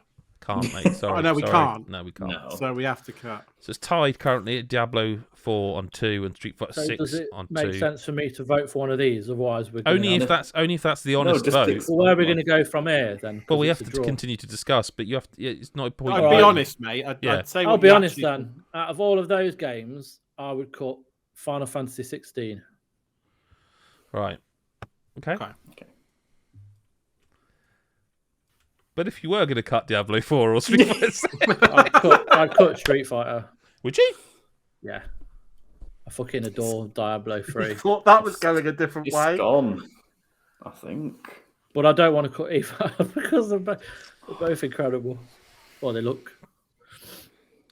The argument... sometimes this is like being the host is shit because you got to sort of do the devil's advocate thing, and the argument I would come out with, I guess, is that Street Fighter 6 is like, it would be my number, probably 2, but I will play Diablo 4. I will, 100%. Whereas Mick and Lyle have both said, I won't play Street Fighter 6. Like, I won't play it. And Chris White, although you've said you'd cut it, you will play Final Fantasy 16. Oh. I mean, you'll play all of these, same as me, but if there's a game that 2 people won't play, literally won't play, then I do feel like... I think that if it's a site-wide thing, and that's what we're doing, and it's a group list, then I kind of have to, and I'm not just saying it to save Diablo, even though I do really want to save Diablo on this list. I do agree with what you're saying. I think if there's that, and that, literally Street Fighter 6 is the only game on that list that I'm not excited for, because it's not my thing. Which again is not saying that it's.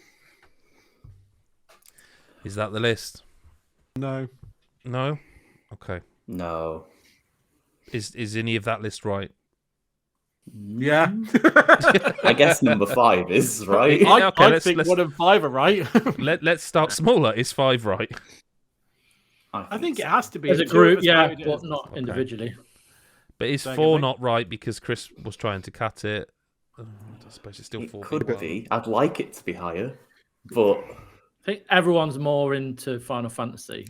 I'm less excited for Marvel Spider-Man 2 than I am for 4 or 5. And that's not because I don't think it'll be good, but I know kind of... Are you sure? Spider-Man's think about what you're saying, man. Yeah, but this is the thing. I love Marvel Spider-Man, and I know that I'm going to play it, and I'll finish it. I'll probably platinum it. That's what I was going to say. You did the first one. But I also platinum Diablo 3. And you're not like massively excited to think about what they've learned after making a whole game and Miles Morales and what the full sequel will be. This is a numbered sequel. You're not like, because I am frothing at the mouth at the thought of what the full sequel will be. And I played these 2 recently again because of the Steam Deck. And it was one of those games where you're like, well, I'm going to play this because I'm reviewing it. But you're like, how come? Why am I still playing this? Why am I still playing it now? Like, it's so playable and Moorish, and like I think it's more that I just don't know. I don't want to just assume that Spider-Man 2 is going to be more of Spider-Man, and I don't know anything. I mean, I'm even excited to see where it's set, because if they just do New York again, it's the 3rd game where they've been in the same location, the same map. I mean, look, I'll be dead honest. Cards on the table. Number 1's not my number 1 most anticipated, so it's kind of, do you know what I mean? So. Like, for me, if it was my list, I'd swap 5 and 1 straight away because that's where I am. No. And I'm not suggesting 5 can't you do move. that, it was nearly voted out. But I'm just telling you, from my perspective, that's what I do. So I don't know. But I think 5's locked. I mean, we nearly voted it out. I'm happy that it's in the 5. If it stays at 5, then I'm. But it's not going anywhere. These are the 5. Yeah. I think it's hard to argue 5's not a lot, given it was one vote away from not making the top 5. We've done that in previous days, so I feel like and that's why I kind of feel like logic. Final Fantasy 16 is there because Chris was trying to vote it out, but then that was But more then it did just 4 get v1. one. Yeah. So what's number 4 then to you? What you guys? What would be your number 4? Is For it me, Resi? it'd be Is it Spider-Man Resi? as well. Okay. My number 4 would probably be Resi, or purely because it's not a new game is why I'm asking. I don't know. It's Resi's so hard high up because, for me. like, on certain days, I'm well up for fucking swinging around the city. Like that traversal was hard. banging. The combat was great. I platinumed it. I'll platinum that. Love it. And other days, I'm just like, I just want a massive RPG. And Resident Evil 4 is so good. Like, depends what second you ask me this question. Right now, My gut is telling me my personal thing is Zelda, Resi, Final Fantasy, Spider-Man. But if you ask me in 5 minutes, I might switch 2, 3, and 4 around. For me, 1 and 5 a lot, but that's me personally. I mean, I'm happy Spider-Man made the list because I don't think it was going to for a while. So if that is number 4, then I'm just satisfied it's there because I think it's one of those games where because it's not kind of like a God of War or like a massive Sony like The Last of Us Uncharted-y stuff thing, because it's kind of Marvel's Spider-Man. I think people almost forget how enjoyable and playable those titles are, and also how kind of like with the Batman games, the Arkham games, we were like, oh my god, people can make good superhero games, and then Insomniac bettered that. And I think people forget just how good, and that totally recency for me, in that I have been playing them on PC, but that just means I'm not biased as such. It's just a reminder of how good they were, because they are games you play through, you platinum, you put down. They're not 80 hours of your life. I think that might be it, because it's been a long time since I even played Miles Morales now. It feels like eons ago. But if it's oh god, fucking that's so dumb, Google Doc. If it's that, I'm not like It's literally my 5. But no, I mean the bottom 2. Sorry, if that's the bottom 2, Marvel and Diablo, I'm not going to cry. Chris might. They're my top 2. Yeah, I was going to say Chris might have something to say. It's fine. It's fine because it's like we haven't played them yet, so I think it's hard as well. Like down. I'm excited to play Diablo, Spider-Man, Resi. What about like that? How does that look to people? I don't like that. It's hard for me to say because I'm going to play the shit out of every one of these games. Well, so I think, like, to try and say which one I want, like I obviously want Diablo most because that's my game. But I just think I don't like. I'm not saying it doesn't matter which order they go in, but like they're all such beasts. Do you know what I mean? For me, moving really What's he doing? For me, it's not our list, Resi, though, is it? So I would feel more comfortable if Zelda wasn't necessarily in at number 1 because I'm not as excited. is that the list then for the viewers at home? You can see it. What the fuck has just happened? That is, I think, exactly my list. Maybe swapping 3 and 4. Then so you're saying it's not okay.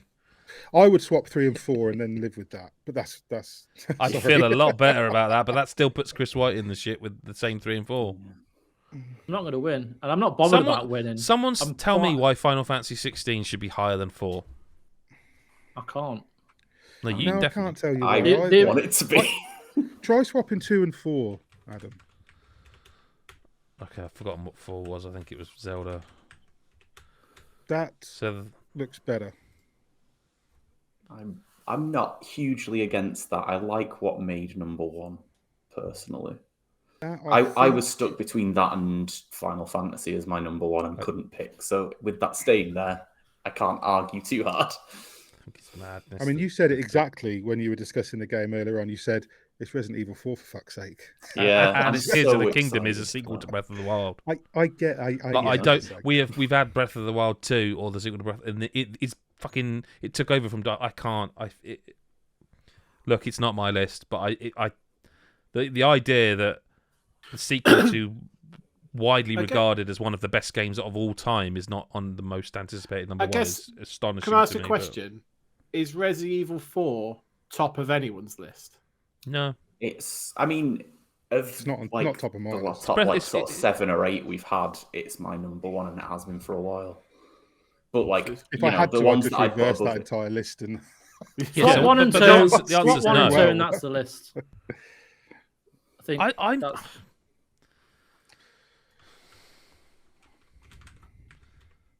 I'm not sure. That's not the. No, it's not. All my games have gone down. No, you know what? I would lock that now. I would just because we could do this all night, shuffle around those three. There's no point in just going, that's it, done, we're finished. It has to No, actually I be get something. that, but what argument can any of us give for one being higher than like? You've given strong arguments for. Well, we've given strong arguments for every game on the list. That's why they're still here. But it's like, I don't know. like I can't figure out what we should do in terms of. I think 4 and 5 are locked now, right? So Final Fantasy. I'm not sure. Diablo's 5. I know why we locked it at 5, but like it sounds like it's Chris White and Mick's number 1, if not 1 or 2. Yeah, I'd And say it's above a couple Spider-Man's for me 1, as well. Diablo's And listen, 2. not to be like Mr. Host again here, but logically and in fairness, if Tears of the Kingdom is number 1 here just because Chris and I wanted to be, I don't think it's really fair for Diablo 4 to be number 5 just because Can we Chris do this mathematically? Please, can we do this mathematically? No, because we'll be here all night. No, but I can do it quickly.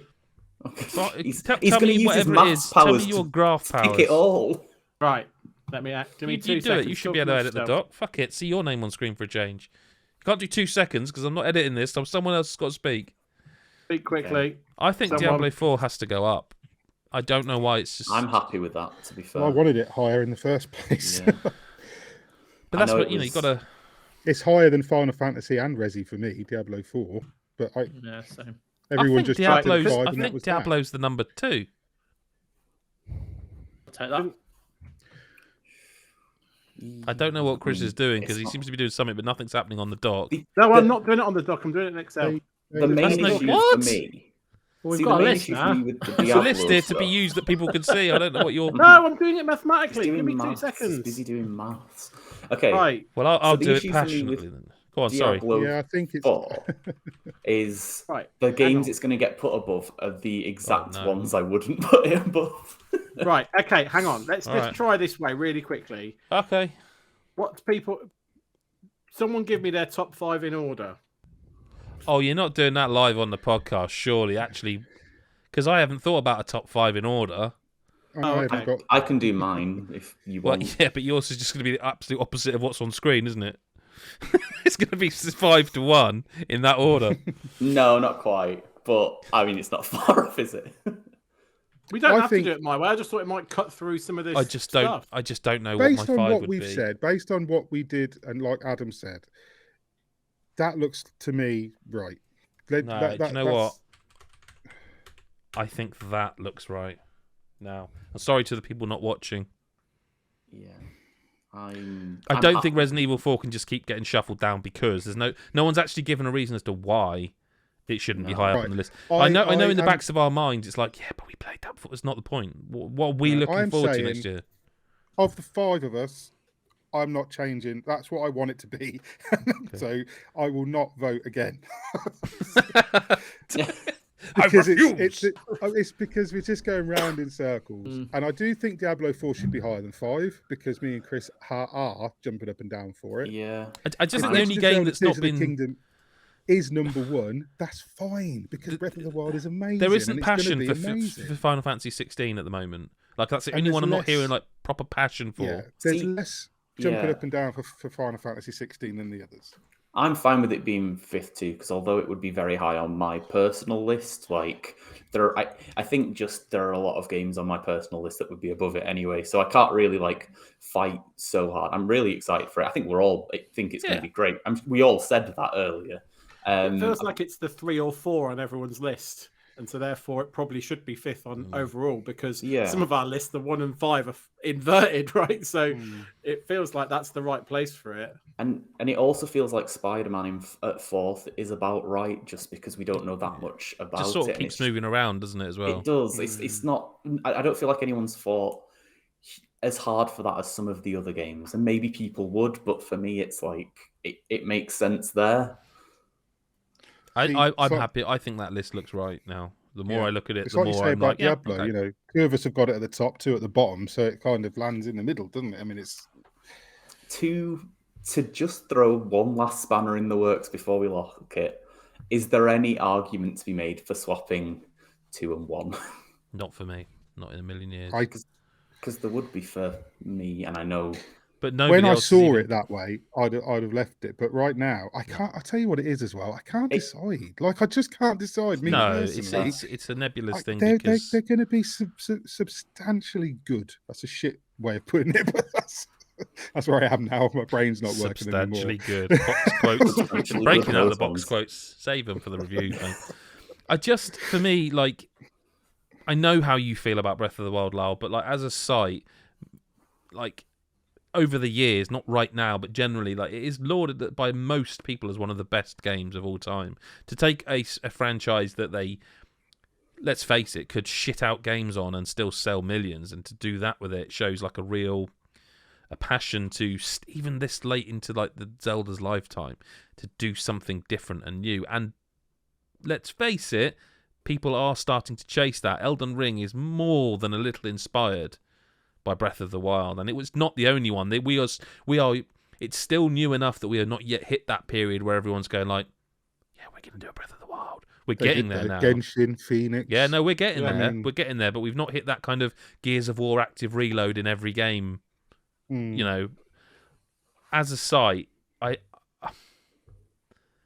And I know even I have said plenty of times that I'm excited for this. Like, regardless of, again, how I feel about Breath of the Wild, I can't deny the fact that Zelda is like one of my favorite series ever. And the reason I was so disappointed with the last one is because of how much I fucking love those games. And I'm desperate to love another one. Like, it would be really high for me too. So it's totally fine. It would personally not be my absolute number one out of what we've got there. But like, it's close. It's pretty high. It's also difficult for me because I have played some of Remake, if you know what I mean. So it's like, yeah, totally. I'm less like, but then I also said I did want to play it right now. I mean, that list is it for me. It's it for Mick. It's down to Lyle and the two Chris's, really. I think it's it for Chris Hyde, right? I'm happy for that to be the list. Lock it in. Most anticipated game of 2023. In 5th place is Final Fantasy 16. In 4th place is Marvel's Spider-Man 2. In 3rd place is Diablo 4. 2nd place is Resident Evil 4. And the most anticipated game of 2023 is The Legend of Zelda, Tears of the Kingdom. It's got a name. There we go. It's coming. It's coming, people. So it all comes down to this. It's day 5, as you know, and it's the last one. I've changed hats, but we've just had a toilet break. And it's time to talk about the Game of the Year for 2022. Last year's winner, I'm going to guess you will remember it. It Takes Two. It sure was. Interesting list because I think there's quite a few games here we'd all stand by. Forza Horizon 5, Tales of Arise. Oh, that's almost rhymed. Scarlet Nexus, Metroid Dread, Halo Infinite, Deathloop, Psychonauts 2, Monster Hunter Rise, and Returnal.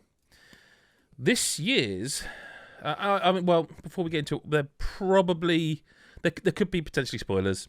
I'm not sure if there definitely will be or not because, like, day 4 is all about the story, where I feel like any points made about the story kind of carry on into, this list. But I'll just rattle through what we've got currently. The nominees for Game of the Year 2022, which is a top 10 list, are as follows: The Callisto Protocol, God of War Ragnarok, Immortality, Elden Ring, A Plague Tale Requiem, Horizon Forbidden West, Marvel's Midnight Suns, Pokemon Legends Arceus, Neon White, Xenoblade Chronicles 3, Rollerdrome, Cult of the Lamb, Tiny Tina's Wonderlands, Triangle Strategy, Gran Turismo 7, Fire Emblem Warriors 3 Hopes, Tinykin, The Quarry, Kirby and the Forgotten Land, Nobody Saves the World, Teenage Mutant Ninja Turtles Shredder's Revenge, Rainbow Six Extraction, Hell Pie, and Chained Echoes. Whew. There we go. Wow. Right, let's go. I do need to just check how many games it actually is, because I don't think it's as bad as we... Oh, no, it's 24. Okay. Let's go. Go on. Chris Hyde's got a cut. GT7's not making this list, is it? I was going to suggest that, actually, because because I've not played it. Just because the amount of people that have played it, the amount of people that haven't played it that still want to play it, which I think is 0, I don't think it makes the top 10, so I thought it'd be an easy one. I know there's love for it, but I figured it's as a site top 10, it's not making it. I reviewed it and it won't make my top 10. Not because it's a bad game, But I'm the racing aficionado on the side. I know all about driving.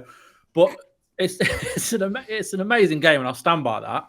However, there are at least 20 other games that I'd rather have in this list. So, I'm happy. I will just say, because it hasn't, excuse me, it hasn't really had. We haven't talked about it much the whole week, which is perhaps why it's. I can't believe we've missed it off the visuals. I don't think. I mean, it's a very, very pretty game. Incredible. Just cars in it. There's some things. There's a lot. All right, Lyle Fraser. There's stuff I really, really appreciate, like about Gran Turismo 7. Is like, I know some people who like perhaps critically didn't like it as much as Chris and I, didn't like the kind of sort of stoic, for want of a better phrase, very sort of Eastern, very Japanese style presentation and sort of the stilted sort of nature of it. But I actually kind of dug it because there's a reverence for the genre, the material, the cars, the stories behind them that is very. It's rarely seen outside of like real full on sim-based games, like, and this is it's a driving simulator, but it's got enough about it arcade-wise to the feel that it feels correct. I also just think it's a fucking fantastic game, like with so much to do and so sort of, if you do like driving, like it's. I can't think of a driving game I've played this year that I've enjoyed more, and I feel like that's weird because like Need for Speed Unbound should be great. And yet, I would fucking infinitely rather play Gran Turismo 7. I just think it's a really excellent game. And to be honest with you, it was in my top 10 until we got later into the year, and it just got nudged out by titles that you probably saw coming. Like it's not a secret. God of War's in my list. That hadn't been released until November, wasn't it? There's games that it just got nudged out slowly by. But I do want to give it that shout out because I do think it's a fantastic video game. I really do, and I'm kind of glad it is. It still exists. It's still it's one of those original PlayStation sort of names, and like it's one of those where Chris reviewed it, and I was just like saluting as I read it. You know what I mean? It was like I'm real pleased that game. But yeah, no, I totally I get the cut. Absolutely fair, fine. It would have been in my top 10, but it's not quite anymore. So bye-bye, and thank you. I mean, you can still play it. It's not dead, just to be clear. This is not a funeral. What about... okay, it's a great game. I don't think it's going to make our list, so I would suggest Neon White. Wow. Fuck. Jeez. Christ. Really? That's really? I might need to just check my phone, because I've forgotten my own list, but that... It's... Very, very really? Okay. It's in my top 10, but it's hanging in there by a Nat's bollock. I like it a lot, but it's nowhere near my top 10. Well, I say nowhere near. It probably would be 11 or 12, maybe. So it's quite close, but it's not. I don't think it's. Oh, I think. I mean, it's fun, and it's a fun speedrunning game, but it's not. I don't think it does anything else other than that. See, I mean, for me, it's stuff like, obviously you've got the whole. You've got weapons that also double as movement effects. You've got collectibles to find. You've got sort of the clever ways that it handles the speed running in terms of showing you ghosts, giving you hints of where to go, like how you'll just, if you do well enough but not quite well enough to get like the top rank, you can there'll be a little icon, and if you move into it, it'll show you this little route round that you wouldn't have otherwise figured out. I think it's a really clever way of doing that, whereas there are people who obviously do that in loads of other games when they are actively speedrunning, just because they speedrun. Whereas in this, it sort of teaches you how to find them almost. It's designed so well for that. I mean, if it's not getting support now, I think I've had my doubts strongly. Then no, I think it needs to stay for now. I'm surprised it's this early when there are I've others had on my this doubts if it would end up in a top 10 for the site. If I'm honest, I've had my doubts as whether it would quite get in there. But I certainly think cutting it now is a bit early on. I mean, fair enough. I mean, I liked it, but I mean, I've played quite a few first-person speedrunning games, and I probably like them more than I like Neon White. I mean, I can think of games like Ghost Runner, which I really liked, which had the same kind of feel for me. I know that was the previous year and that, but I don't know. I just didn't like. I like it. Like I said, it's a good game. I just don't. Well, let's table it for now. So, I don't think we should go. I mean, fair enough. Saying that, I have one. Okay, I was going to say because Chris White hasn't said. I know he played Neon White, didn't you? Did you play Neon White? I played it, but it was not in my top 10. Okay. It could just go now. I think if we keep it, it's just going later, isn't it? And I say that with it being like, not to spoil my own list, but like easily top 5 from what I can figure. It's another one like GT for me that was in there when I played it. Bang, straight in the list, straight high up, and stuff's come out, if you know what I mean, that's sort of just been nudging it. But it is in my list still. I think it was on my list back when. But I think, like Lyle says, that we can keep it. But are we just prolonging the inevitable? Why are we keeping it? Yeah. No, get rid of it, and it'll just make me fight all the harder for my other games. Okay. Speaking of, Cult of the Lamb. Yeah. Ooh, it's just gonna go in it. I loved Cult. I bounced hard off this game because, like, you had a shit time. I should like it because of what it is, and I did really want to play it, and I played it. Yeah, it went really I just don't think those you, two separate experiences gel together. They certainly didn't for me. They didn't seem to. They didn't seem to gel. I was surprised by how, like, once I put it down, I hadn't finished it.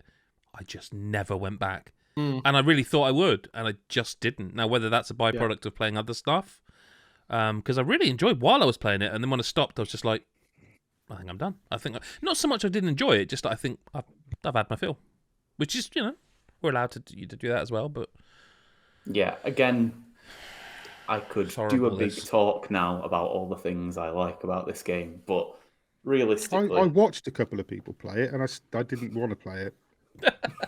Oh, that's a good box quote. We got a box quote. That's another box quote. I mean, I'm just being honest. It looks fun, but I really liked how the two gameplay elements blended, and it worked for me. Unlike Chris Hyde, just unfortunately. Desolation every time I came back to the camp. And shit themselves and starving hungry.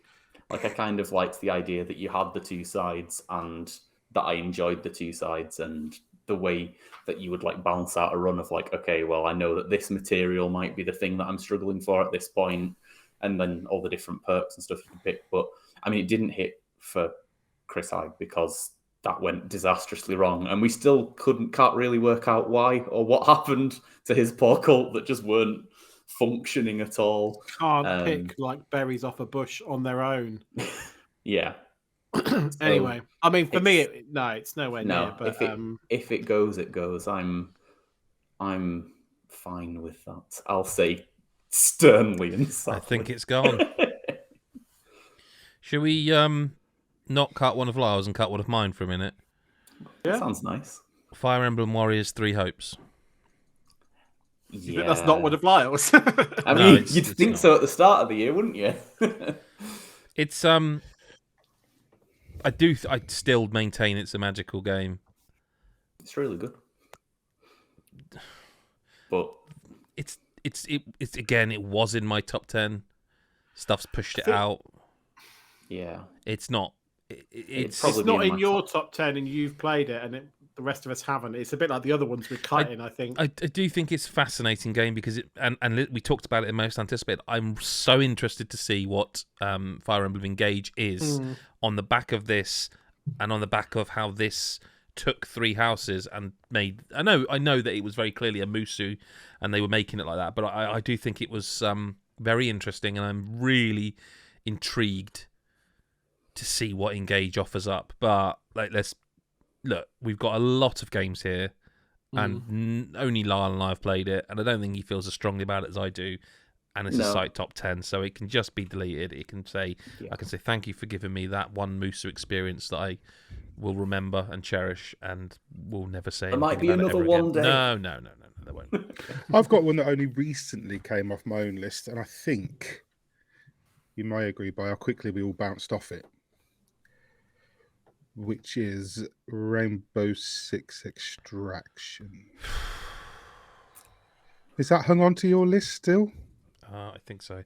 Again, because I remember I It's just really online. liked it in January, and after we No. stopped playing, I didn't really go back to it ever. It has fallen off my list, but then it's rare a multiplayer game stays on my list. So I mean, I'm not knocking it. We had a great deal of fun with it, and I think we still would if we put it on now. I think we'd have a ball. But I don't know that on the back of some of the things I'm looking at on this list, it didn't have a it left a lasting impression in that it was fun. And it was a Ubisoft game. It was a bit like Siege, but not. It had a lot of cool ideas, and it was fun. Like, it is fun. It's a well-made game. But I think the fact I'm sat here unable to come up with an argument. It's hard. Like I said, I'm always that softy that has a space in my heart. Like, if you said to me tonight, "Do you want to go and play Extraction?" I'd be like, "Yeah."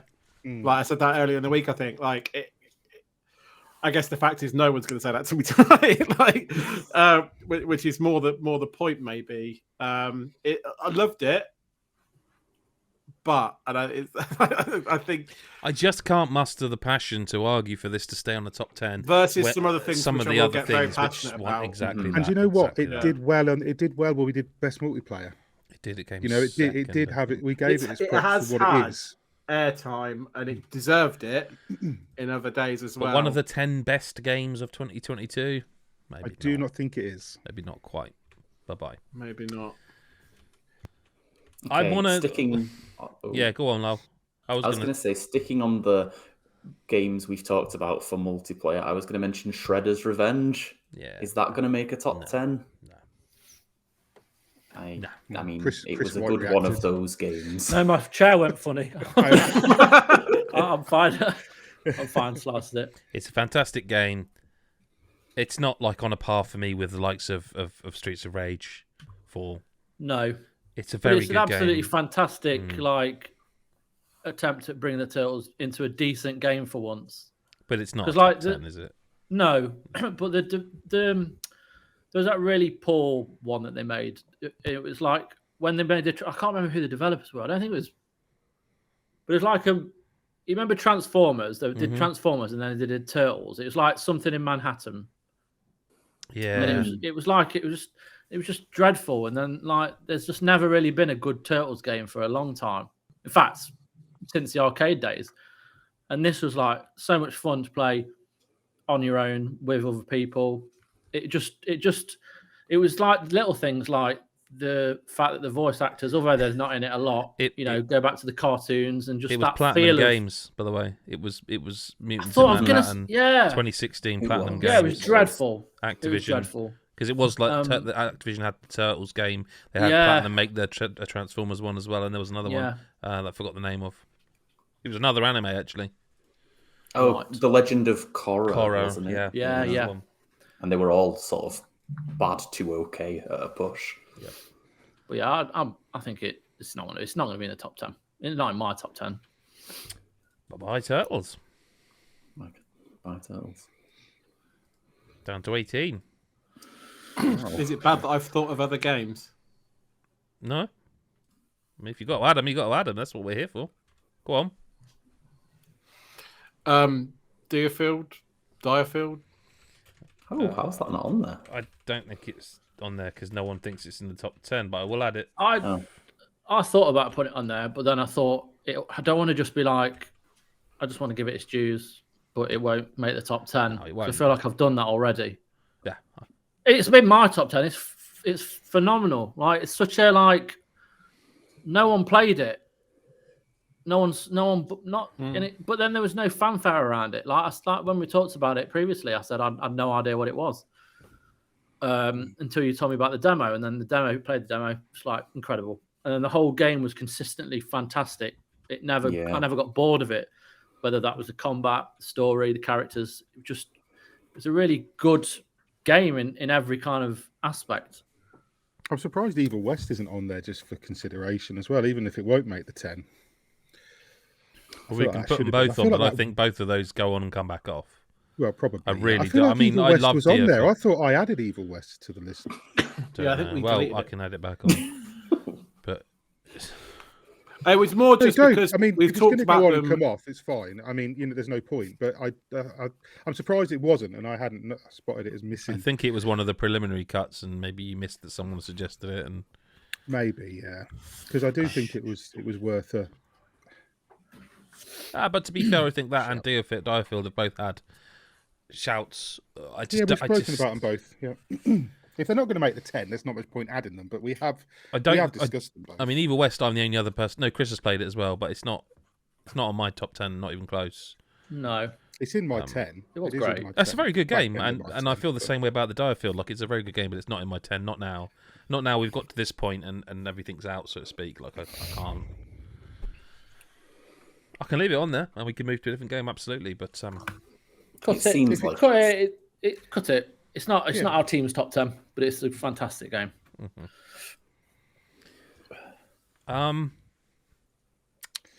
Tiny Tina's Wonderlands. Again, that's pretty high on my personal list, but Yeah, it's in mine as well. It would be one of my soonest cuts, personally. Not the soonest, but pretty high up. I bounced off that very quickly as being I feel like Borderlands spongy combat that I just find really dull. See, I like that, but the reason I say to cut it is that I feel like the reason I enjoyed it so much was because I played it with Chris Hyde, like, and Mick as well, but like and Chris, but like the co-op aspect of it. I don't think it's one of the 10 best games of 2022. I don't. Of the games I've played, I feel it is. Like, it is on my list. It's on my list. Yeah, but we can't just have everyone's personal top 10 in this list. No, We'll I'm have just 10 no, top I'm just 30, no, you know. but we no, of course we can't. I'm just saying, like, there's been other games where you're like, it's not even been on my top 10, and we've okay. Well, so is there a I'm game? just- Well, what else can we cut then? Because we are must be 17 now, I think. okay. 18 still. Is Hellpie going to make our top 10? Is it really? I don't think so. For me, it's on my personal top 10, but it's lower than some of the other games on here that are my picks that are going to get kicked off as well. It's a great game, and it's a throwback to that sort of that 3D era, but like modernized and it just feels great. For me, there weren't many games that felt better this year in terms of just the pure playing it. I loved that game. Are we cutting that and Tina then? What do you think? I think Hellpie is a definite cut. I think it's only Lyle and I that liked it. Yeah, so I mean, I don't want to lose Tiny Tina yet. Well, then we don't lose it yet. That's fine. No. Right, Chained Echoes. I haven't played it yet. It's only just come out. Is that fair to have it in the top 10? Yeah, I really hate to say it, but it's I know. fucking Totally. marvelous. I was I gonna. really want to play it. I absolutely will be playing it. I haven't played a lot. I've played a I- couple of hours, and it does feel. It feels like it's nostalgia for me. That's one the of those thing. games. It feels like one of those games, but sped doesn't up to with feel all the chaff Yeah. pulled. Well, I disagree with that because I think the way they handle combat by like every battle you start, no matter the situation, you have full health, full magic. Yeah. So there's no It's fucking so around fast with as well. For That's those- what I'm for saying. those They style know games, it's so fast. The overdrive bar, although I do keep forgetting it because I'm not far enough in, I don't think it's quite ingrained into me. I think is a really interesting mechanic. The only issue I can't have keep with a it. fucker down. Well, no, the issue I have with it is that when and Lyle might be able to tell me if this changes or not, but like when you attack an enemy, the health bar that appears above them, I need that to have some sort of number, because I don't know how much damage my attacks are doing because it's a bar that just degrades. It says somewhere you get numbers coming off somewhere. Yeah, you get numbers, but I don't Yeah, think but you there's get no the number total on in their the first bar, place. so I know I see what you're I know my saying. sword says does 27 damage. I don't know how much bar 27 damage is on that enemy, and then the different enemy as I level up, I don't know how much. You know what I mean? So I've fought a lot of the same enemies over and over, but I don't still understand how much damage I'm doing. I know the number. I know that I'm doing X damage, but I don't know what that is to that enemy's health bar because it's just a bar with no number on it. So it goes down a bit, but also because it's pixel art style, I kind of can't. I can't gauge it. And the other issue I have with the game is that I'm not asking for more hand holding. I'm asking for a tiny bit more, because there are elements where like I've just not had things explained to me. And I think normally it wouldn't bother me, but I think because it's a game that does some stuff, some tried and tested stuff, so differently and uniquely, that when they don't explain some of the basics, I think my brain has just jumped to the conclusion of, well, it can't be the obvious, and that's a great thing. but I do think they just barrage you with so much. Like, I had a little break from it, went back, and you know the crystal fusing stuff? Mm-hmm. And I can't do that anymore. And I'm like, I haven't got a fucking clue why I can't do that anymore. And I think it's because something to do with the rarity or the number, but I can't remember. And it's like, there are just elements of it, and I totally respect your review, and I totally understand why everyone's loving it so much. There are just elements of it where I feel it could just be that. It feels almost like an endeavour by a very small team or a one-man team. It's one man.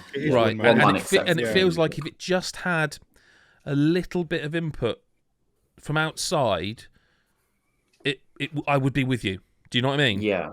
Like because you said while you were playing it, like, I was sort of like, we were chatting back and forth when you were playing the sort of small start area bit, basically, that you were able to play. The first open section, I guess. Yeah. And I mean, I personally didn't have the same issue really in terms of like, you know, like issues in the same way of like not missing how to do things and stuff like that. Like, well, to be fair, you did agree with me that they never actually tell you've got a map. Yeah, they did. You told me they've got a map. I just pressed the button, I think, and it must have just happened at some point. But I totally agree. Like, if they didn't tell you, and I didn't have the experience because I must have pressed the button at some point. Maybe they do tell you, and I missed it. I'm not going to say they definitely don't, but I don't remember it. And I'm like, oh well, that will help because there's a thing there that tells me I need to go up there, and I'm like, cool. But like in terms of like just why I added it, I didn't think there was a chance it could do very well, just because no one has had time to play it. It's a 5-person. I do think it's a very, very good game, and it is in Game Pass, isn't it? From what I've played, it is in Game Pass. That's how I played it. Yeah, and it's great. I think, especially the further you get, the more impressive stuff it starts. And I suspect some of how I feel about it might dissipate slightly, but it really bothers me that I'm doing damage numbers that mean nothing to me because it's just a bar with no number on it. If that number had 67 on it and I did 27, fine, that's fine. But because of the pixel visuals and that it's just a bar with nothing on it, I'm like, you've forgotten to put the number on there. See, to me, my brain can't quite fathom that this is something anyone would want in terms of what you're saying, but like totally respect that is. I just don't get why you're giving me damage numbers. I don't know what I'm supposed to do with them if you don't tell me how much health an enemy's got. To me, it was more like I know that my power's getting stronger, and I know that this attack is doing like better than this attack. But because of the early doors of what I'm in, I feel like constantly changing in and out of characters, also because of the way the system works, in that. I mean, it's very difficult to describe without visual aids, but you get into an overdrive by doing enough attacks or good stuff, and then you can get into overheat. I don't know if that's what they call it, but it's essentially it. No, and you want to get back into overdrive because overdrive it basically buffs everything. Yeah, I never felt like it was. Yeah, that's the main one, I think, because I never felt like it made me do any more damage. It might not. Maybe I've just misunderstood. It does make you do more damage, but it maybe isn't like... Because there's a move that I used constantly where I think it's like the sort of main character, Glennie, does like 3 hits. And I think outside of Overdrive, that for me was doing an early section like about 80 each hit. And in Overdrive, it was doing like 100, maybe a little bit over. So it's not a huge buff, but it does help, especially it's definitely a buff. With half price, like market cost, essentially. I'm not at this stage convinced personally because I feel like once you get near overheat, it basically highlights moves you can do to get back on the meter, I guess. And sometimes they're perfect. That's what I want to do. And sometimes they're not. And there are alternative ways you can do it. You can defend, and that brings the bar down, or you can swap the character in or out. And it's all very clever. Like, don't get me wrong, all that's really clever, intricate mechanical system.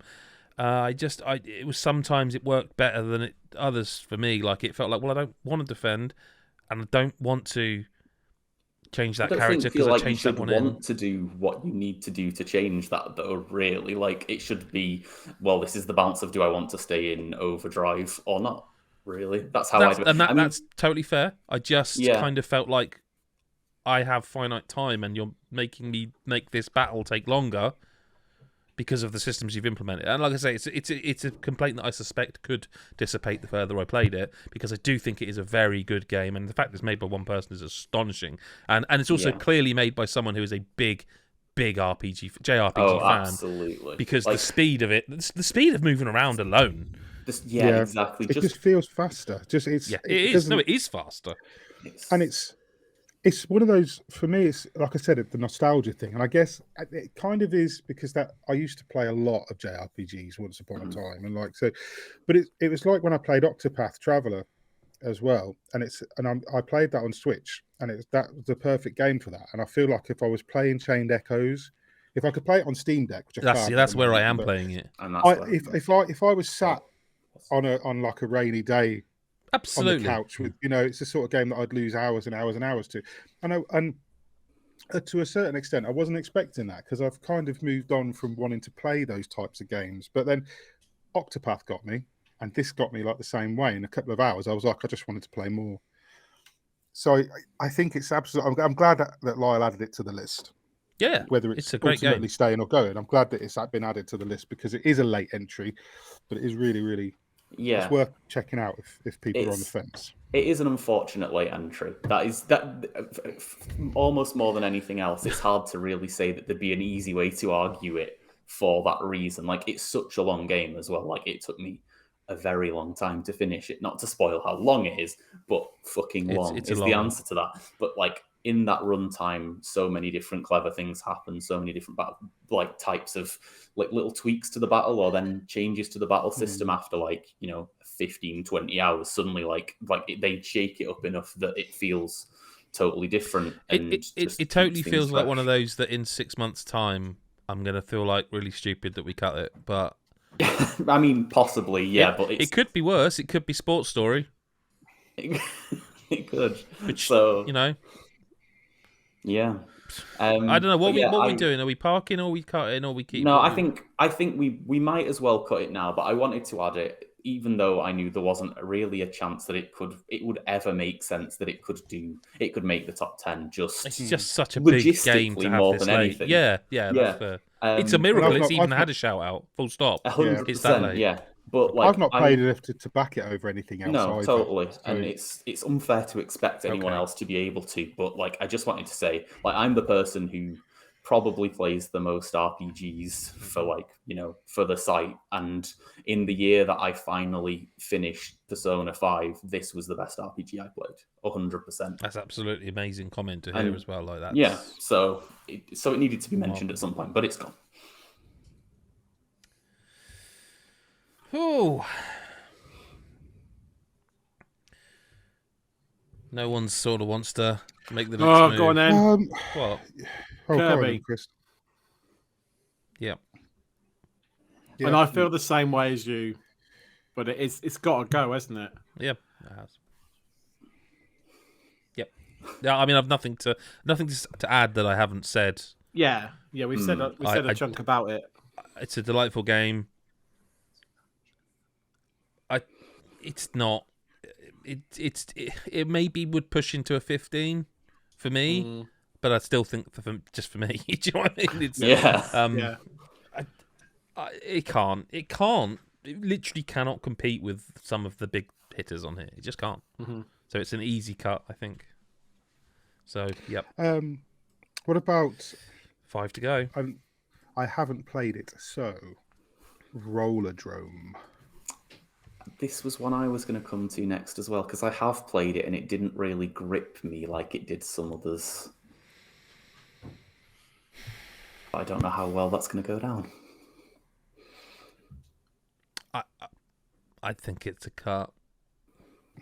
I think I haven't played it, so I can't even... It's one of the last few easy-ish remaining ones, because... And I think I'd really like it if I played it. Like, it looks like the That sort of game doesn't that I'd have a ball with. No, I know, but... I suggested it because, I mean, it's not like I've even heard anybody really singing its praises. Oh, you have. We talked about it. I know earlier it did come up. It did come up, but it's a fantastic playable game. It's quite a small game. It's more of a score attack thing, isn't it, Chris White? But it again against the kind of big hitters here, against some of the little ones, actually, it just it isn't there for me personally. I think I can't argue it. I can't argue to keep it in because there's too much. It's basically Tony Hawk's on steroids. It's Tony Hawk's, the guns. It's visually insane. Like, the replayability is phenomenal. It's just exactly like Tony Hawk's in the sense you get the challenges. And you keep going back through the level and trying to collect them all. Each run you focus on a new challenge, and then until you've done them all. The levels, there's loads of levels, loads of variety in the design and the weapons you unlock, how they work, how enemies spawn, and the different types of enemies, and how different attacks only work on certain ones, and better attacks are more effective against different enemy types. There's a lot of thought gone into it, when on the surface it looks quite simple. But it's the best game since Tony Hawk's that encapsulates that repetitive replayability in that kind of world way. And I get it, because there's a lot of good games on there, and if I'm the only one that's going to fight for it, but it's phenomenal. It's great. I mean, all the Absolute games on this list at this quality. point are fantastic games, right? Yeah. Well, I'm hovering. it seems like it's reluctantly going, doesn't it? Do we go back to Tiny Tina yet? Because I think we got close at some point to thinking that we'd cut it, but if we don't want to, then...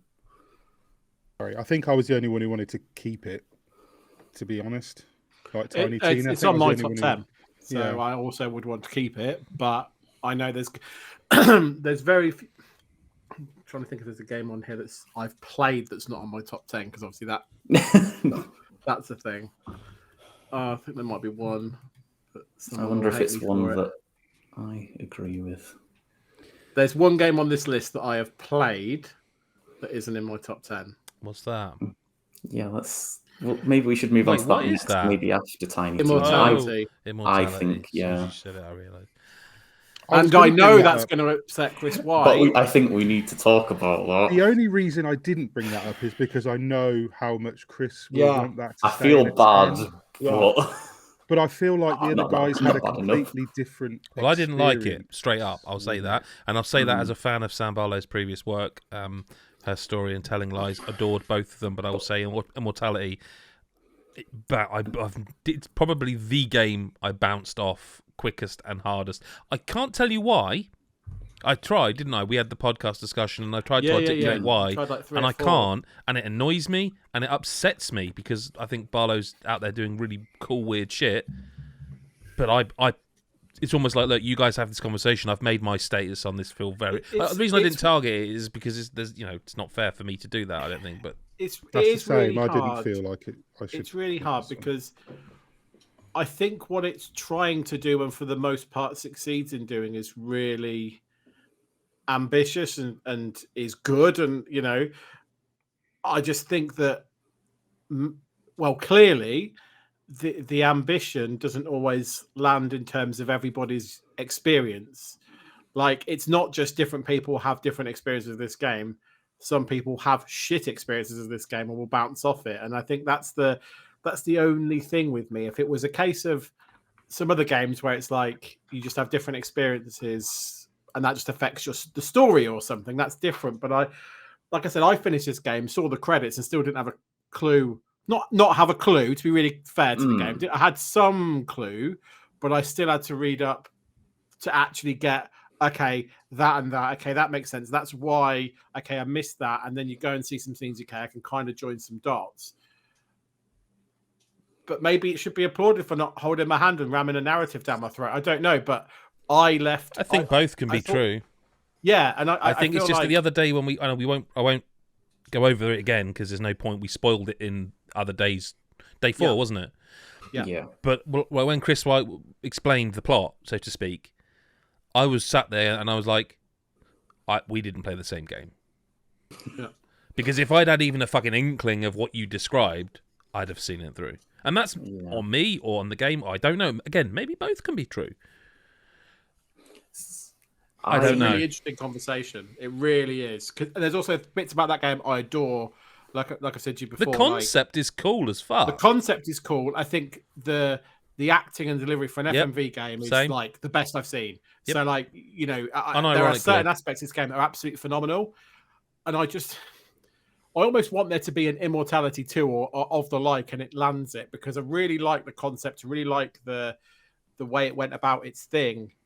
I just didn't get the experience at the end of it that I wanted. And I don't know whether people would have felt the same. And I think that's... I wish I'd had Chris White's experience. Yeah. Because I feel like that's attainable, but I didn't get it. And I can only speak to my personal experience. And I'm very conflicted about this one.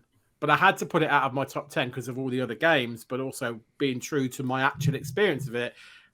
I finished it and I was like, I don't get it. Like, so I think my position as well is probably, I think I was like, I liked it closer to Adam than Chris Hyde as well. Like, I played a lot of it. I saw the credits. I think the way it works, when I compare it to like Her Story, which is a game I love, I think it's really clever how you can like kind of bounce off of another person, because I played both of them with my partner and think of like different words that might bring something up.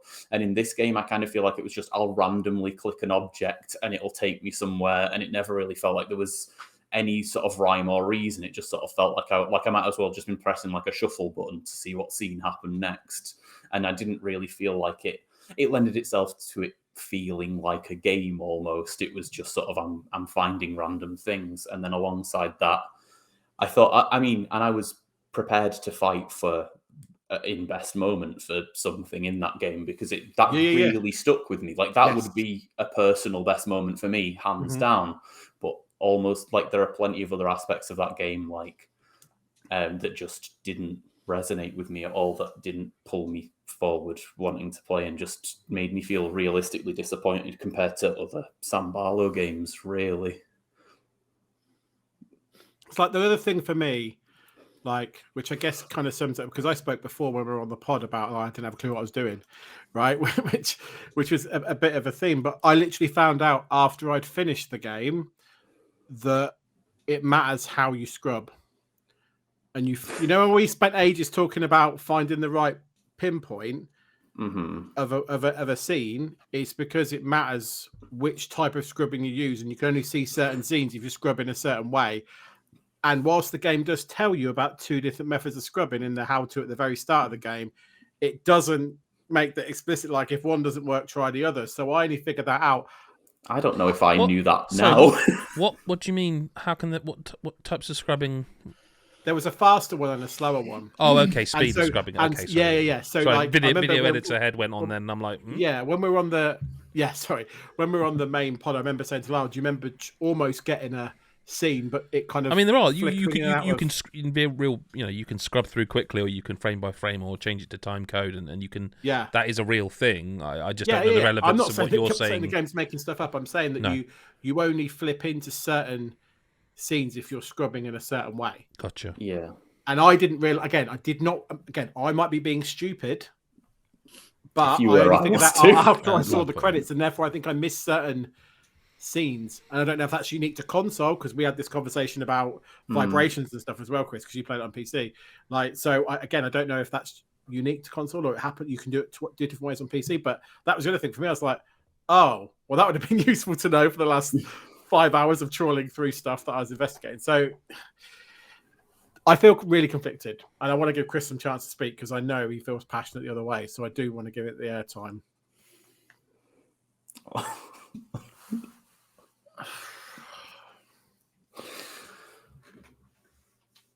I don't know what to say, because I honestly thought, like, I don't know why my experience is so different to everyone else's, but it is clearly.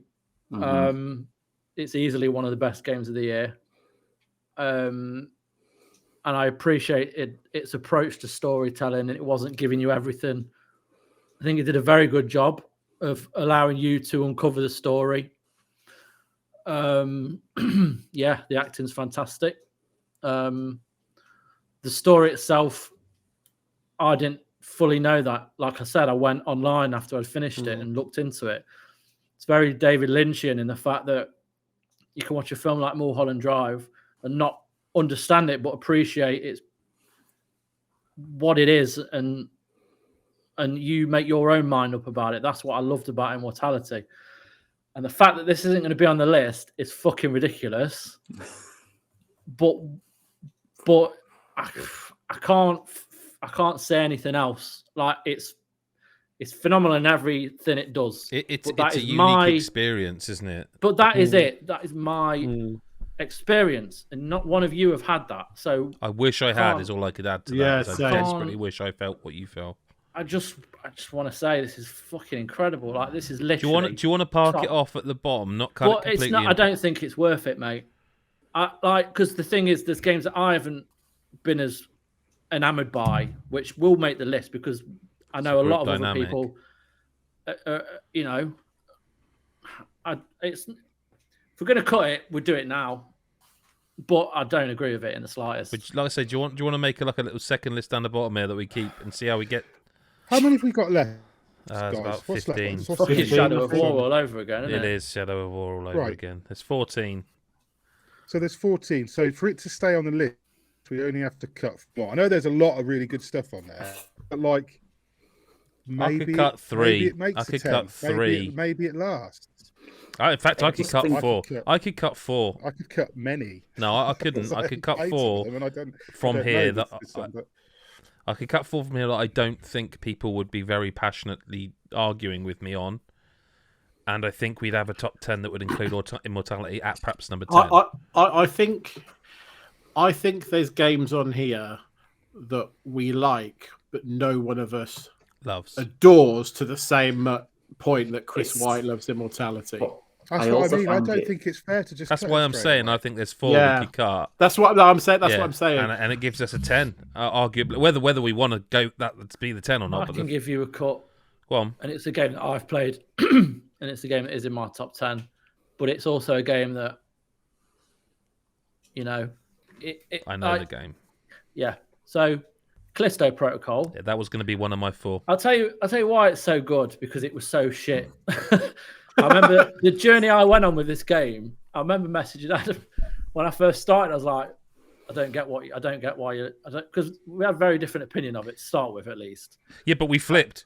By the end of it, we'd gone the other. I was like, this is really good. And I hated it. I was like, I'm dying. It's ridiculous. It's the camera, not because it's hard, because it is a bit hard. It's difficult. But the camera's so close. It is so you don't claustrophobic. See anyone coming, and you're relying a lot on audio cues. And then you might just be fighting one guy, and then some other monster will attack you from behind, and you had no idea they were there. And it really kind of pisses you off because you're not doing anything wrong as such. You're trying to survive. But that survival is what makes it more fun, because when you start to learn that they could be anywhere, and when you start to utilize the environments, it becomes such a good game. And like, it's still hard, like as you go on. But in order to counter that difficulty, I had to turn it down. Same. Because at least if someone's attacking me from the rear, I'm not going to die straight away. But then I think when you unlock more weapons and more uses for your gravity gun and stuff, glove, it becomes amazing. And we've already talked about the lighting. Lighting's phenomenal. Visuals, audio.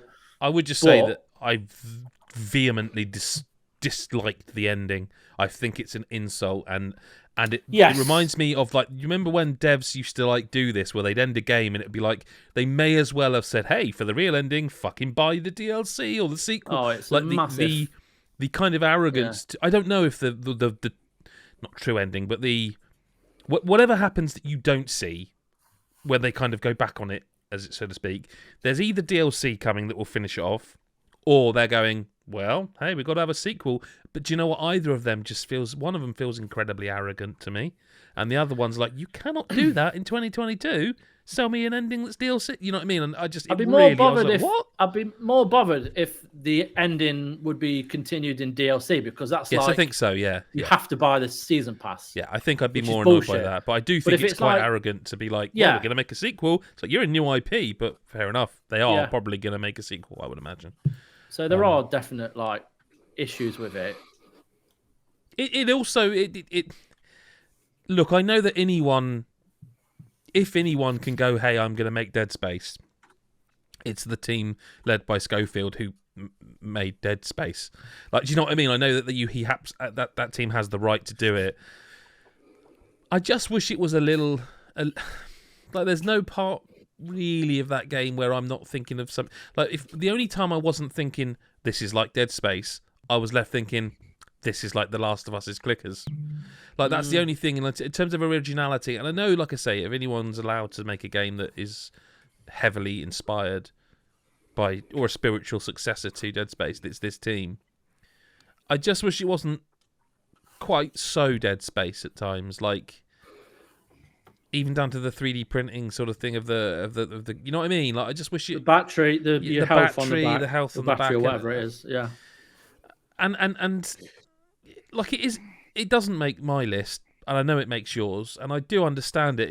It's quite wild how we started out at opposites and ended on opposites, but the other opposites, because like, and the thing is, I will say, like, it is memorable. It is memorable. It's not a game I will just go, oh yeah, do you remember that game? I forgot all about it. I've deleted it off my PS5 because I finished it, and it's not like a game I'm going to replay. No. It strikes me. It's almost another game where you wish they'd had outside influence a little bit. Someone came in from outside the studio and went.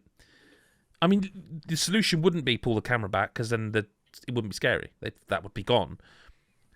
And it does try and do some stuff like the dodge mechanic and that, but I found myself just basically non-stop strafing because I knew that eventually I would dodge and they couldn't hit me. And it's also once you realise as long as you dodge the opposite way each time, you're not invincible because that's when they cheat. They throw an enemy at you from behind and you're like, wait a minute, you weren't there. Like there's a boss fight that I did a video for and that enemy actually becomes, like a lot of games, you know, the boss becomes a repeated enemy later on. And the second time you encounter that boss fight, genuinely is the closest I've come to just turning a game off and going, fuck you, I'm done. And if my wife hadn't come in to where I'm sat and gone, oh, because we were going to go out, and she said, oh, you ready? And I was like, yep. And then I did it. If I hadn't done it on that try, I wouldn't have finished this game. It's the same enemy, and I had no problem with the enemy, the boss enemy, no problem whatsoever. But then they throw in like another, and it was so funny because I text Chris White and I'm like, I'm going insane. Help me. And he goes, because you'd already told me you face it more than once more, but as soon as I said it, you went, "Is it the one where the like guards there?" And I was like, "It is." So it was definitely not an experience exclusive to me. No, no, not in the slightest. It's do you know what? It's probably better than it has any right to be, this game, but yeah, it's only you and I that played it. Yeah, and I can't be passionate about it. If you guys ain't keeping it, it's probably not staying, right? No. No. Okay. Oh, this bloody Google Doc. This should be called Game of the Year 22. Adam struggles with Google. I've got a question about. I've got one of those questions that I know I'm going to ask it, and you're going to yell at me again, like you have done every time I've asked about a game I haven't played. But that's triangle strategy. That's one of the ones I'd have offered up to cut. Yeah. I loved triangle strategy. I think triangle strategy is, admittedly, I've not played Midnight Suns, so I'm saying this with, like, I guess, incomplete yearly knowledge, but like the best tactics game I've played this year. It's so pure tactics. Like it feels like Final Fantasy Tactics, but they did everything like a billion times more modern and manageable, and I just fucking loved it. I also think the story really deserves like a lot of praise just for being like they did this fantasy story where you'd be expecting it to be something where it was like a bit trite, or some people would roll their eyes to it, and it is Game of Thrones. It's got Chained Echoes that does a kind of almost similar thing as well, of being like one of these stories where it's like you don't expect it to be this level of like epic and well written and like compelling all the way through. And yeah, I really, really loved Triangle Strategy. Like it's a high up one for me. I think it's a fantastic game. The very final moments soured it for me a little bit. If I just say to you the bridge, yeah, I stayed up till 2 a.m. beating that, and it was the most stubborn I've been in a long time, because I started it at about 11 and I was failing, and it was one of the most stubborn things I've ever done with the game. Is like, I am not turning this fucking thing off until I beat this, because I knew it was, it's the last thing. It's really obvious. I am not, but it was so. There are pinch points in that game where there's like the difficulty just goes, just explodes through the glass ceiling, but then it just settles back down again. I found, and then it's fine. Yeah, like 2 or 3 points, it just goes crazy with difficulty. I think that bothered you more than me, because for me, the fact that you like get experience failing means it doesn't really matter that much. You can almost grind things. Yeah, but to me, that was sort of because of the tactics nature for it, though. Because of the tactics nature, I feel like every failure, not so much in XP, you should personally learn about. Okay, so that didn't work so well, so I need to. But it just felt like no matter what I did, they would just somehow gank me or overwhelm me, and just no matter what I did, I just didn't feel equipped. And the thing is I'd over leveled almost. Do you know what I mean? I will say, in terms of story, I don't think we brought it up in best story, and we should have. Because it's the most Game of Thrones. No, that's surprising. Yeah, it's like you love the story. This is, I mean, I called it in the review, like, this is Game of Thrones the game. Like, it is such a good story, a great yarn with that, and I love the scales of balance thing. I think that's fantastic, and it's really clever. It's so clever, and it has that. It just it would be my 11. I think it's such a good game. It's going to be a tough one to keep. The only thing I'm finding a little tough about this is that we're doing this to save a game that 3 people don't like very much. Like, I kind of wish I kept Chained Echoes around. I look at it as we're doing this to save a game that one person is incredibly passionate about. I think I'd flip that around. Yeah, that's fair. It's and there is a lot of Immortality that I like, to be fair, and a lot that I. And I'm not being funny, but I haven't played Immortality, but it sounds incredibly unique, even as far as. I'd sooner cut, and we've talked about these 2 games quite a lot, and this would get us down to an 11. I'd sooner cut Tiny Tina and The Quarry at this juncture and go from there. I was going to ask about The Quarry next, purely because I think I'm guessing only Heidi really. I'll back The Quarry too. For top 10 of the year. Yeah, it's in my top 10 of the year. But I've not played Midnight Suns. I've not played Triangle Strategy. You have played Tiny Tina. I have played Tiny Tina. And that was my alternative. I said that was. Tiny Tina is also in my top 10. What would you cut? Well, I was going to say Triangle Strategy because I haven't played it, but I know if I had played it, it probably would be in my top 10. So I'd cut Triangle Strategy from this list. I'm like, I will yield eventually on Triangle Strategy. I'll just be a bit sad about it. I think I would probably go with maybe at least 10 and 12 at this point if it was my choice. Although I haven't played. Triangle Strategy has so many clever ideas. Like, I'm not saying Tiny Tina doesn't, because we talked about the co-op, but it is what it is with amazing co-op. Triangle Strategy, like the balance scales, the branching narrative, like it's. I'm not saying either make it, but what I'd say is this then: like, Tina is more than just Borderlands 4. Like, you said it wasn't. Really liked. We convinced him. There was more conversation. Superb arguments. It was a different. But what I'm saying is, like, gameplay wise, the feel of it was very Borderlands. That's what it is. Yes, it is. They some of the mechanics around a bit and like the characters and things, but ultimately it was a Borderlandsy game in a Borderlandsy world and a Borderlandsy structure, right? Is what I'm saying.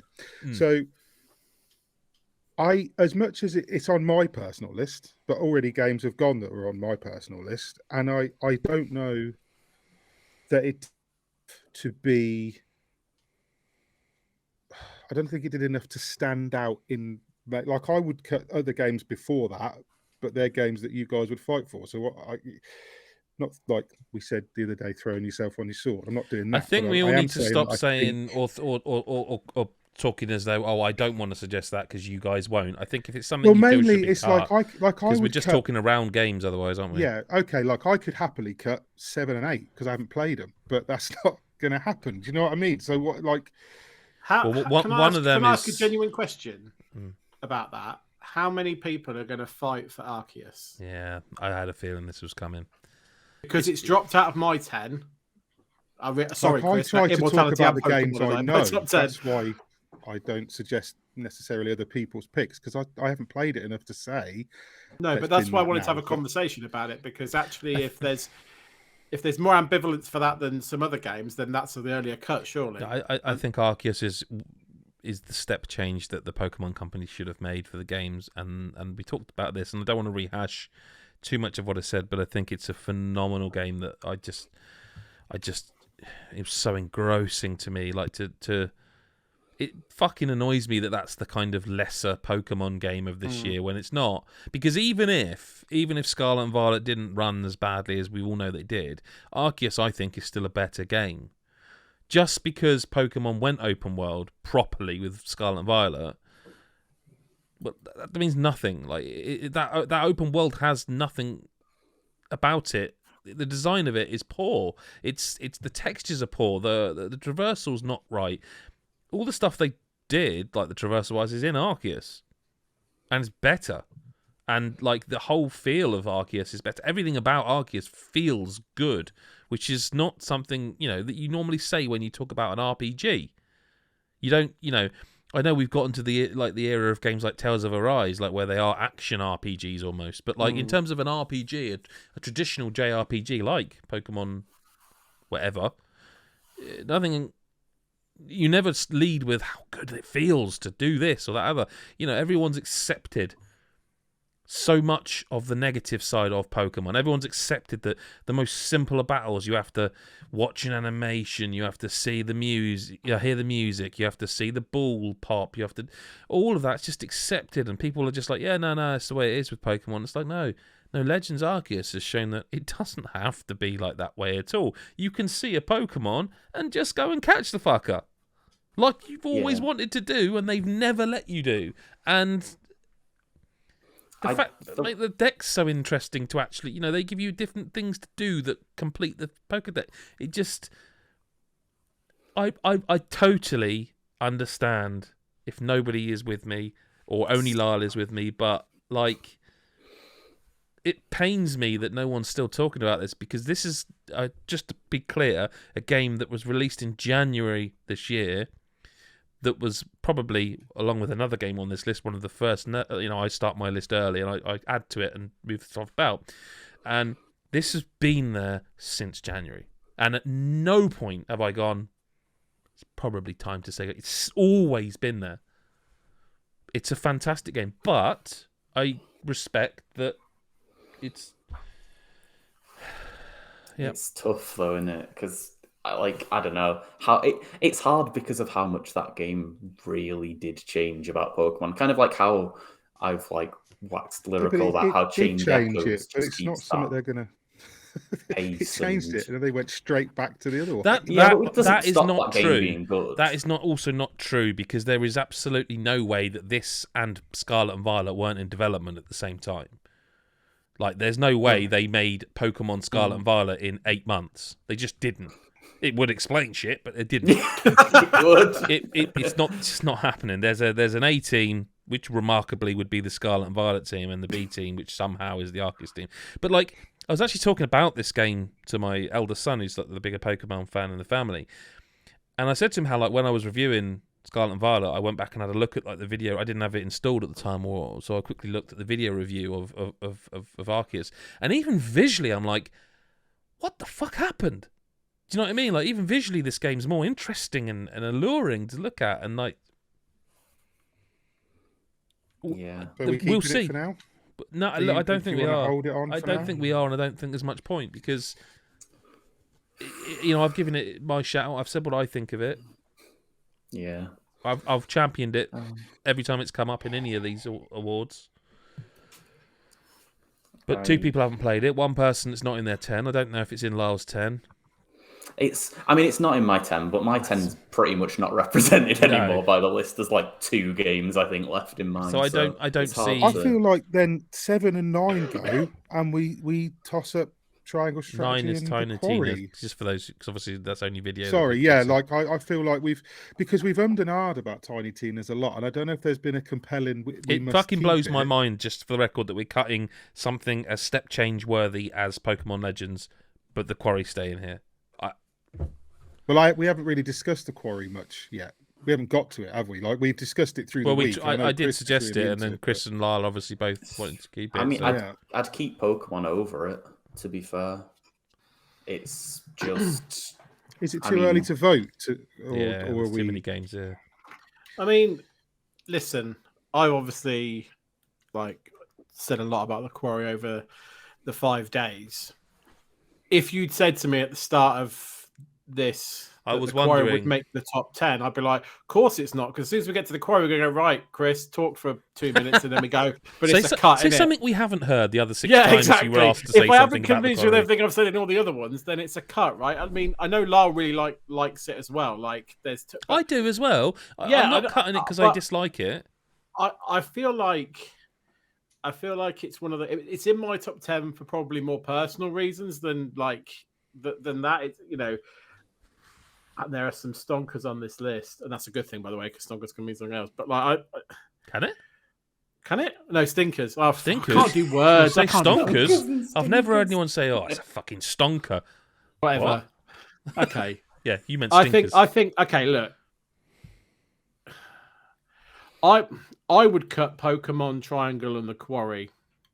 Jesus. Fucking hell. But keep Tina's. I would, because I haven't played Triangle.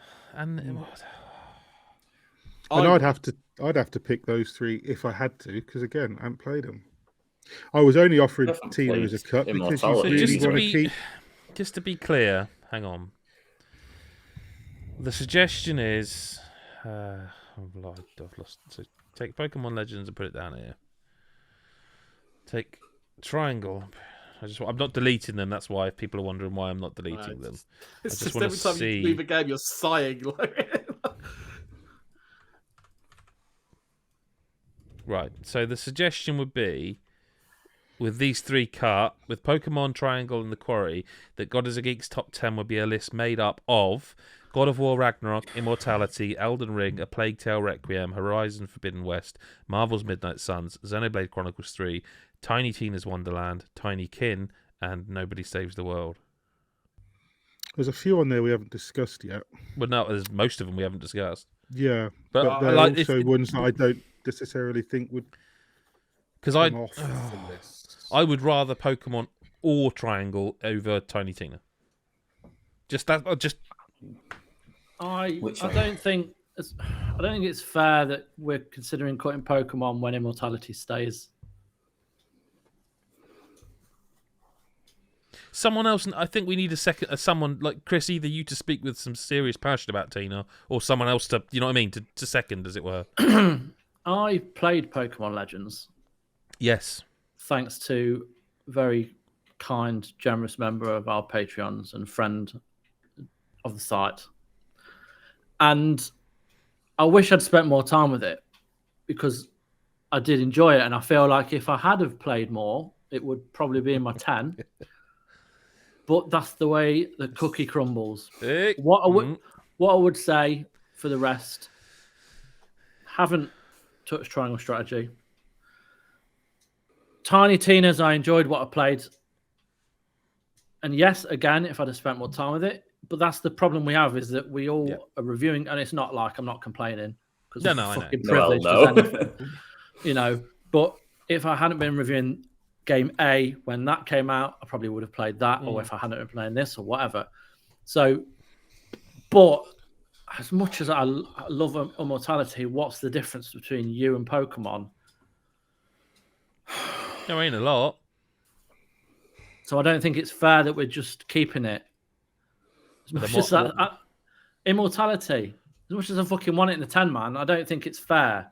I think it should be in the 10, and I didn't. Well, like I do, absolutely. But I didn't like it, and I think you should have it in the 10. But then you love Pokemon, so why? But I think that should be in the 10 as well. Yeah, exactly. But they're both on that level. It's like, I think we need to. I just think, like, I'm a big fan of Borderlands. I'm a big fan of Tiny Tina. I fucking loved it. I think I gave it like a 9. It's in my top 10. I don't think it's it's not as impactful as a lot of the other games on this list were for me or the rest of you. I think if you put, I don't know what you put in its place, but out of those 3 games that you've pulled to one side, I don't think Tiny Tina should stay in the top 10. I don't think it was that good of a game that I was blown away by. I had a lot of fun with it. I played it since the review, which is not something I often do. Usually I finish something and then I move on. And I've gone back to it. I went back to it, played a lot of the end game stuff with randoms online. You know, I like it. I don't think it was one of the very best games of the year on this list for the site for all 5 of us. For me, yeah, because I didn't play Pokemon. I didn't play Triangle Strategy or Xenoblade. So it's on my 10. I don't believe it stays there unless someone's got a real compelling argument, apart from the fact that we liked it in multiplayer because it's already been on the best top 5 multiplayer. It's in that list. But I also don't think you can just go, we already talked about best multiplayer, and therefore it's just, we've That's already not what I said about at all. it, so That's not what I said at all. I didn't say, we've talked about it, so get rid of it. I'm saying the thing we really liked about it the most was playing it together, and that's why it had its and also and also the design of the multiplayer and the co-op and what it does all that really right. Like it wasn't that's just still part of the multiplayer, Chris. Oh, of course, but still... not just because I enjoyed playing like Rainbow Six with you guys, or Adam at least. But like it's like it just look.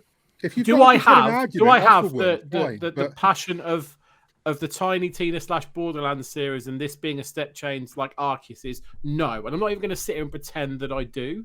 Right? I've already said throughout the week, I clearly, more than anyone else in this group, put multiplayer with you guys above, like higher in my kind of situation than other people, and that's fine. I think you're not separating the two, so to speak. Whereas for me, I am. Like I mean, we didn't. I'm just going to check.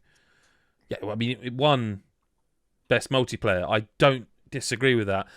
That's what I'm saying. And I also think it's a fantastic game and it's a fantastic Borderlands game. But it's Chris's opinion of it. I'm just saying this is like overall award rather than specific award. So for me, 100%. I toss more things around in my head than that, and that's why we gave it that award. But for me, and to be honest, it was in my top 10 for quite a while. But again, it's another one that just kept getting nudged. And Pokemon was the same for me. Like Pokemon Arceus, the first Pokemon game I played, I think since I don't know how many Pokemons, because I just bounce off them like that's a big deal as well for me. That is. Is Tiny Tina higher than the Quarry on your list? What's that? Is Tiny Tina higher than the Quarry on your personal list? I haven't ranked him yet. That's I hate doing that. It's hard to I've got down to a 10. Fair enough. I'm just wondering if that's a way, because you offered up the Quarry straight away. No, but you were very quite passionate about the Quarry. The vibe I'm getting from this, right? And please, people tell me if I'm wrong. I feel like we're saying the Triangle and the Quarry are cut, and we're just arguing about Arceus now, and whether that gets swapped in for Tiny Tina or not. I figure that's where the vibe of the room's going. Yes, that's certainly the way it seems. It's basically it's almost like we've got an 11, and now we're just agreeing which one's the final cut, and whether it's Tiny Tina or Pokemon. That's how it feels to me, because I feel like what we've said about Immortality is that it's staying. Yeah, that's what I've heard. That's what it seems like. That there's an 11 that needs to become a 10. Yeah, please just check there is 11. There is. So it seems like Triangle and the Quarry are gone, and I think that's what we're saying. So for me, it wasn't ever about saying Quarry over whatever, but it's difficult because the 3 people that have played this and have some sort of affinity for it, 2 of them are saying cut it. True, you're right. So and can I point out played it, the thing that I liked most was playing with those people. So it's like double. You've literally been Judas, is what you're saying. Yeah, exactly. So I mean, et tu, Caesar. Yeah, I'm talking like both of us as well. We're talking site wide, like not just personal. And Pokemon Legends Arceus, it seems like, and I say this as somebody who doesn't even particularly like Pokemon. I don't. It seems like that's more deserving of a spot in the site's top 10 because of what it did for the franchise compared to what, say, Tiny Tina did for the Borderlands franchise. If I had to be vote honest, now, I'll be equally interested in both of those games. What's next? I mean, Borderlands will be Borderlands 4, definitely. I mean, if I had to vote, if you made me vote now, I'd probably vote to keep Tiny Tina because I'd be voting for myself. Yeah. If I wasn't, if I was thinking this thing, like more agnostically, it's. This is what I'm saying. Like, if I'm voting for myself, I'm voting to keep Tiny Tina. If I'm voting, well, let's do it. I can't. Let's do that and see. There is no argument that says Tiny Tina has moved on the series more than Pokemon's Legend. Well, then let's do the vote. It's not legally binding. Let's do the vote and see what's getting booted if we did a vote, and just see how the room is at the moment. I'm voting obviously to boot Tiny Tina. Chris, you're obviously voting to keep Tiny Tina. So 1-1. Lyle, we're only voting between these two games. Yes, correct? yeah. Okay, just to be clear, because neither are necessarily my bottom, but I'd be voting for Tiny Tina to go. Okay, and Mick, you've just said as well. I would keep Tiny Tina if I had to vote between Chris, these two. why? I'd keep Pokemon. Right. So just if that were the way it goes, then that we know the vote is there. And there's no other game on this list that's moving off that top 10, right? I'll just read through them again for the audio-only listeners. God of War Ragnarok, Immortality, Elden Ring, A Plague Tale Requiem, Horizon Forbidden West, Marvel's Midnight Suns, Xenoblade Chronicles 3, Tinykin, Nobody Saves the World, Tiny Tina's Wonderlands, Pokemon Legends Arceus. I think that 8's too strong. I mean, I'm not not Immortality for me personally, but for what we discussed. It means the other 9. Sorry, the other 9. Sorry, the ones that aren't Tiny Tina. Right. Okay. Sorry. Right. I wouldn't want to boot any of those for either of these, so I think it probably go by what the vote said. I feel like it's got to go by what the vote said. And look, we're talking Tiny Tina. Tiny Tina's Wonderlands is the 11th best game of the year. I mean, it's not crap, is it? It's also the best multiplayer game of the year. Yeah. It also has. We awarded it for the thing it did best, arguably. Are we removing Tiny Tina's Wonderlands from this list, or are we removing Pokemon Legends Arceus? What did Chris vote for? I missed it. I missed he voted to keep Chris Pokemon. Voted to get rid of Tiny Tina. So Tiny Tina. it's 3 votes to 2. So I don't see how you can go against democracy, right? No, but the reason I ask is that Immortality is also on here for 1 vote. If you don't, but we're just saying that's fine. I feel like my view on this, having seen the vote, that I think you need to delete Tiny Tina's Wonderlands, and Arceus and Immortality need to be 9 and 10, and we can argue which way around they are. So if I do that, what order? That's a good way to start, I think. All right, so we have Arceus Immortality. The good thing is no one's watching me live do this. This is great. No, that's important to note. That. We have a 10. The 10 is I will change them from. Oh, you absolute melt. The 10 is God of War Ragnarok, Elden Ring, A Plague Tale Requiem, Horizon Forbidden West, Marvel's Midnight Suns, Xenoblade Chronicles 3, Tinykin. Huh? That's like the list. Nobody Saves the World, Pokemon Legends Arceus, Immortality. Jesus Christ. I mean, it's not for me, but okay. No, it's not. Well, for me. no. I could swip a couple around for someone else. To be fair. So what's 10? Just fuck it. I think Honestly, Immortality or Pokemon should be 10. I think I'm the only one Immortality. You're not the only one Pokemon. So I think that's fair. Yeah, I agree. And they've both made the list, and they both have to be 10 and 9. So if we do it that way around, I feel like it makes sense. Sure. I can suggest an 8 as well.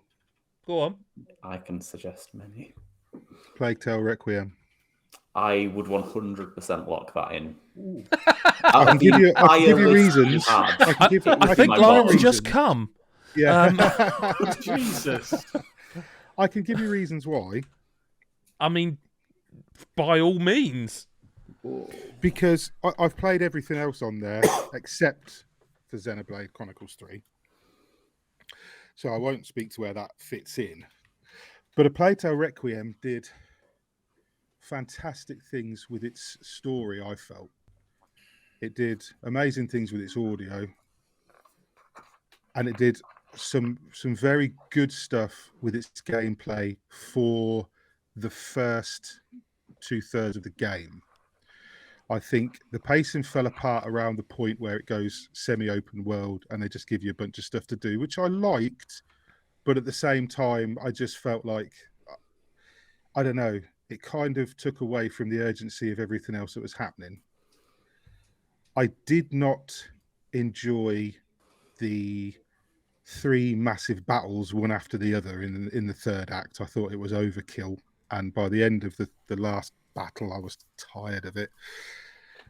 It won me back with the ending, which was just absolutely out of this world, I thought, for them to do what they did, and the setup that it potentially showed us right at the end, which we still haven't spoiled, and I still don't intend to, because I don't know what it really means, or if I really heard what I think I heard, like we've discussed.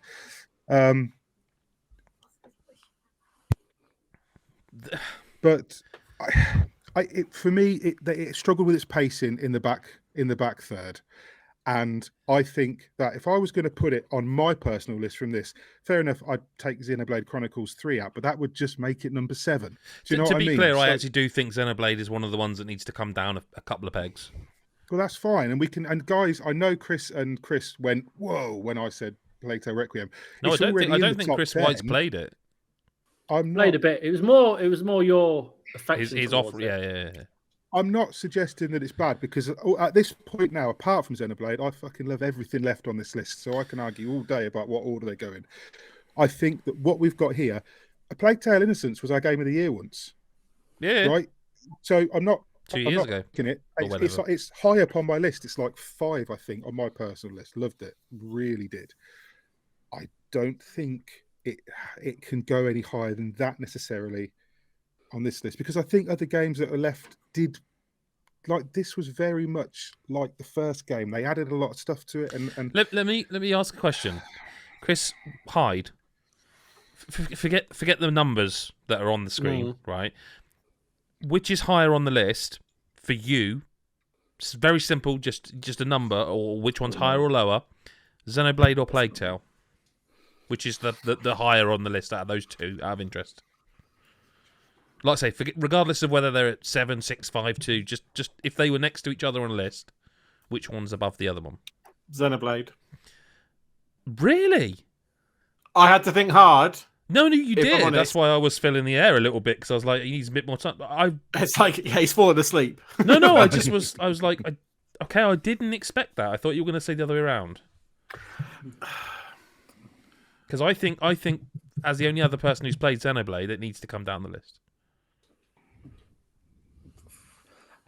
If Unbridled Passion can bring a game into the list, I would quite happily offer my Unbridled Fury to try and drag Plague Tale down extra if you need, because out of the 26 we had, it was 26 for me. I feel like we know. I feel like that is genuinely the reason we should consider putting Plague Tale where it is. I had different experiences of the end game to you guys. We've talked about. Yes, we know you're better at games than us, Christopher. Yeah, I mean that's the thing. I mean, I wish it wasn't that. I didn't struggle with it. I just found it. If Mick could upgrade his blooming bow and arrow crossbow thing, they'd have been all right. But I didn't struggle. That's not what my problem was. My problem was the it was like big battle, and we've done now another one. Oh, and now another one. And I was like, we could have squeezed all that into one big fight, and I'd have been happier. I think there is. I guess the point is that there is negative sentiment, I guess, for certain aspects of the game. Yes. And so therefore it should be lower. It should be lower. And I think that's probably the better way of saying it. And I will say I do agree with you, by the way, just for the record, that I do think Xenoblade would be, for me, if they were just the two of them as they are next to one another, I think Xenoblade, I think it's actually quite a lot better in time. Maybe not in story, but like we're talking about everything this game offers up, and I think the challenge we'll have with Xenoblade Chronicles 3 is how many people have played it and experienced. But I think even the density of the actual mechanical aspects of that game, it's hard to explain. Yeah, it's interesting when you were talking about was it Chained Echoes and the stuff it does with the combat and stuff. Yeah, and just like how did that come across to you? You haven't played it. Like, is it? Are you getting it, or are you like, what? You know what I mean? Like that. I feel like unless you've played Xenoblade, almost everything. Like there are things in Xenoblade. I mean, 65 hours. I know you're near 100. I still don't get. Like, you know, the relationship stuff where you can, like, you bring up the sort of the screen with the it's like the map screen, but it's the colonies or whatever, and it's got pictures of icons and relationships. I still do not understand any of that. Any of it. I'm like, well, what? Like, and it's got people who are dead on there. And I'm like, yeah. Well, that's not what? You know, and like it is such a it is on this list the most mechanically dense game. I think I said it in the review at the time. It's probably the most mechanically dense game I've ever played. It is layers upon layers upon layers upon layers. Repeat. The truth of the matter is like, I think there's a top 5 and a bottom 5, obviously, in 10. And of what we've got on screen right now, the bottom 4 feels correct to me, based on the room. Yeah, and I do understand why someone would go, oh no, but Xenoblade is a better overall game than Nobody Saves the World. The thing is, Nobody Saves the World is one of those that, for numerous reasons, right, really holds a place in my heart. Like, it really holds a special place in my heart. And for reasons we won't get into on this podcast, and don't need to. But, like, everything about it makes me feel good. Mm-hmm. Yeah. I never felt stupid either. Like Xenoblade, some of the stuff I did, it made me feel dim. But as Nobody Saves the World, everything around it, everything surrounding it, everything to do with how we covered it on the site, everything about that game fills me with a warmth and a happiness. Yeah. Yep. But I don't know if it goes any higher than where it is on that list now. Yeah. I was thinking that it was perfectly situated. I mean, from my perspective, so I agree with everything. I mean, it's the one game that since January has stayed where it is in the top, my top 10. It's that and Pokemon for me. For you, yeah, exactly. And every time I thought about it, I couldn't remove it, man. No, same. Like there's times where it's been number 10 on my list, and I think it might be 10 on my list. We find out while lists go live. But there were times when other games went in the list, and I pulled it out, and I was like, no, I can't. That has to be in that top. I couldn't do it, no matter how. Whenever I would sit down and think about it, I'd go, no, Nobody Saves the World. Come hell nor high water is in my fucking 10. Do you know what I mean? It had to be. I couldn't. My how I feel about this is, looking at the games on this list, mm-hmm. I could see 5 and 6 switching, but I don't think Nobody Saves the World gets any higher than that. That is based purely on having not played Marvel's Midnight Suns, but basically on everything everyone else has said about that for the entire week. That's the only thing for me, but I can't see Nobody Saves the World. It's not going to go any higher than 5, is it? So that's the only thing. Yeah. But I'm not going to spend the next 20 minutes arguing between 5 and 6. I wouldn't offer much resistance to the swapping.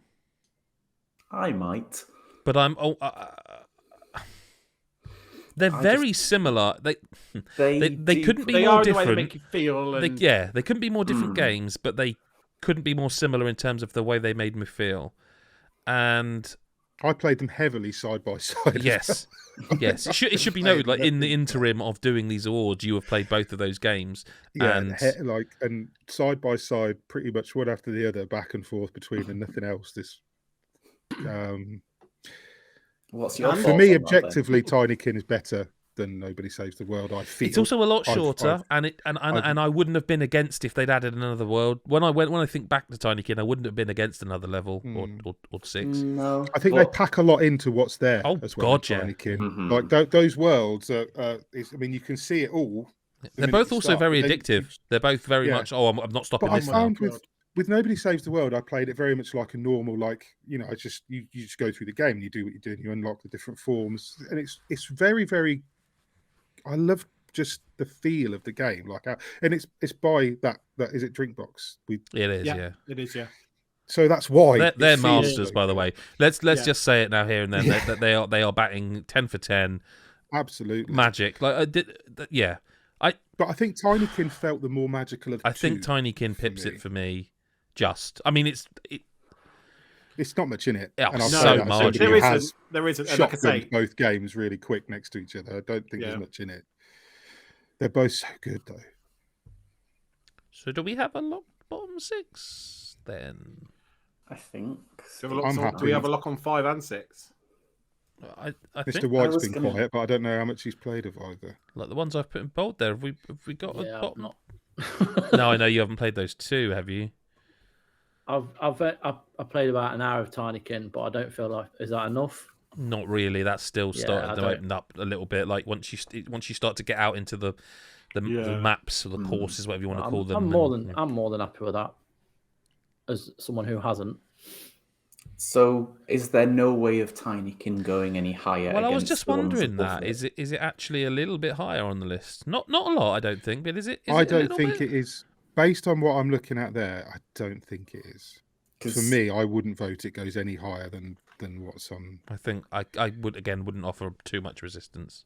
Yeah, and I couldn't lock... it's tough as well because I haven't played Midnight Suns. So no, and a bit like Chained Echoes, a bit like when I finished Midnight Suns, I think I had 55 hours on the clock. So we're not talking. Oh well, I'll just knock it out in a weekend. Yeah. There you go. We're not talking a weekend's work here. The only thing I'd say about Midnight Suns is I didn't like the ending. Well, I didn't like the last fight, but I think that's a thing that a lot of games are guilty at. Like, it's almost like you want to get them by the shake them and say, look, you've just given me 53 hours of a game that I loved. Why have you changed it for the last? Why do you think I'd want you to completely change that in the last? See, I liked all the time. Developers, I really stop doing that. Last. Developers, just stop it. If you've enjoyed all of your game, you don't need to suddenly change it in the last hour. Just be anyway. But I think Marvel's Midnight Suns for me is one of those that I expected that I'd like it because I like tactics-based RPG turn-based stuff. I like Marvel. I don't think I was prepared for how much I'd like it. Like it's absolutely knocked me for six how much. I think had I never played that, I would be like, yeah, no, Tinykin, let's push it up. But I cannot believe how much I like Midnight Suns in terms of everything. The combat, the story, the RPG elements. Like I don't like it's really rare for me that if a game's got bugs, I'll be like, yeah, I don't care. I wasn't reviewing it, so I could just fucking go, do you know what? Fuck it. I don't care. I don't care. And there were some really shitty bugs in that game, but I just didn't care. Some really annoying ones, and there's still bugs. Like the Steam Deck thing where they can't. It's basically there's a file path in the code that's telling it where a save is, and that's not the correct file path. Like everyone but the developer has worked out how to correct it, but they still haven't at the time of recording done it. Like these are simple things. I don't know why. I don't understand how that's happened. But that game, absolutely. And sometimes when you're playing a game and you're not reviewing it, you sort of fall off it a bit. And like I didn't. It was still a case of every moment I got, I was like, I want to finish this, I want to finish this. I could not be torn away from it. Now, I'm not saying it goes any higher than it is now, but I do think, for me, it's kind of the barrier that stops Tinykin going any higher at the moment. I personally don't think, based on what's left in that 4, that Tinykin can go higher than it is. I think it's a wonderful game, but it is a little game that you can knock out in a weekend, which is not to distract from the quality of it, but it's I just don't think it's of the same caliber as the 4 that are left above it. I disagree entirely, but I think everyone else doesn't, and that's okay. And it's made top 5. I think that's it's rare for a game I like to do that well, so I'll fucking take it. I didn't expect a game I played yesterday for me to be saying I couldn't believe you liked it. No, I'm sorry. I hate to be Adam that told guy. Me that I would like it. As soon as Mick said he liked it, I was like, I know you do. Of course you. How could you? How could you not? He told me at launch play this game, and I didn't. And I know, to be fair, in absolute fairness, it's really not your kind of genre. Not usually. No. But it's just something about the warmth of this game that radiates from it. And we have given it lots of airtime, lots of love. Nicest surprise. Nicest surprise. I think we've got a locked bottom 6, unless anyone disagrees. Nope. Sure. Where do we go from here? See, I'm very difficult with this because I would swap 4 and 3, and then I'd probably be happy. But I mean, we can deliberate more, obviously. But for me, I'd swap 4 and 3, and then that would be my list. I'd be very comfortable. Chris White. Yeah. What Mick's just said there? Yeah. I'm looking and I'm thinking, And I think that's why I got you to say it, because I'm like, that's the point of the podcast. No. But I when he said it, I wasn't like. I was like, no. Look, I wasn't expecting to be that. Because that's my top 4, by the way. If you swap 3 and 4, that's my. We gathered. I wasn't as in love with. I mean, Horizon. You know what you're getting, and that's not to diminish what it was and what it accomplished at all, because it's incredible, absolutely wonderful game to start the year off right. But it added things, little like gameplay tweaks and all that kind of thing, and it looked impressive, and there were more machines, and the different like areas of the map were incredible, lots to do, missions were great, and it's one of the best games of the year, obviously. Absolutely. Well, it's on this list. Absolutely, yeah. But Marvel's Midnight Suns, we've talked about how we're all a bit kind of, everyone's main source of Marvel is, you go on social media, it's like, this person's been cast, this person's been cast for this. This is the trailer for this. The release date for this coming out. It's like all these TV shows, all these films. It's just consistently MCU everywhere. There's very little. The comics still exist. They're still being written. They're still great. There's a lot of good series that have been around in the last 5 years, but it's not getting the attention because it's brought a lot of new fans, and that's fine.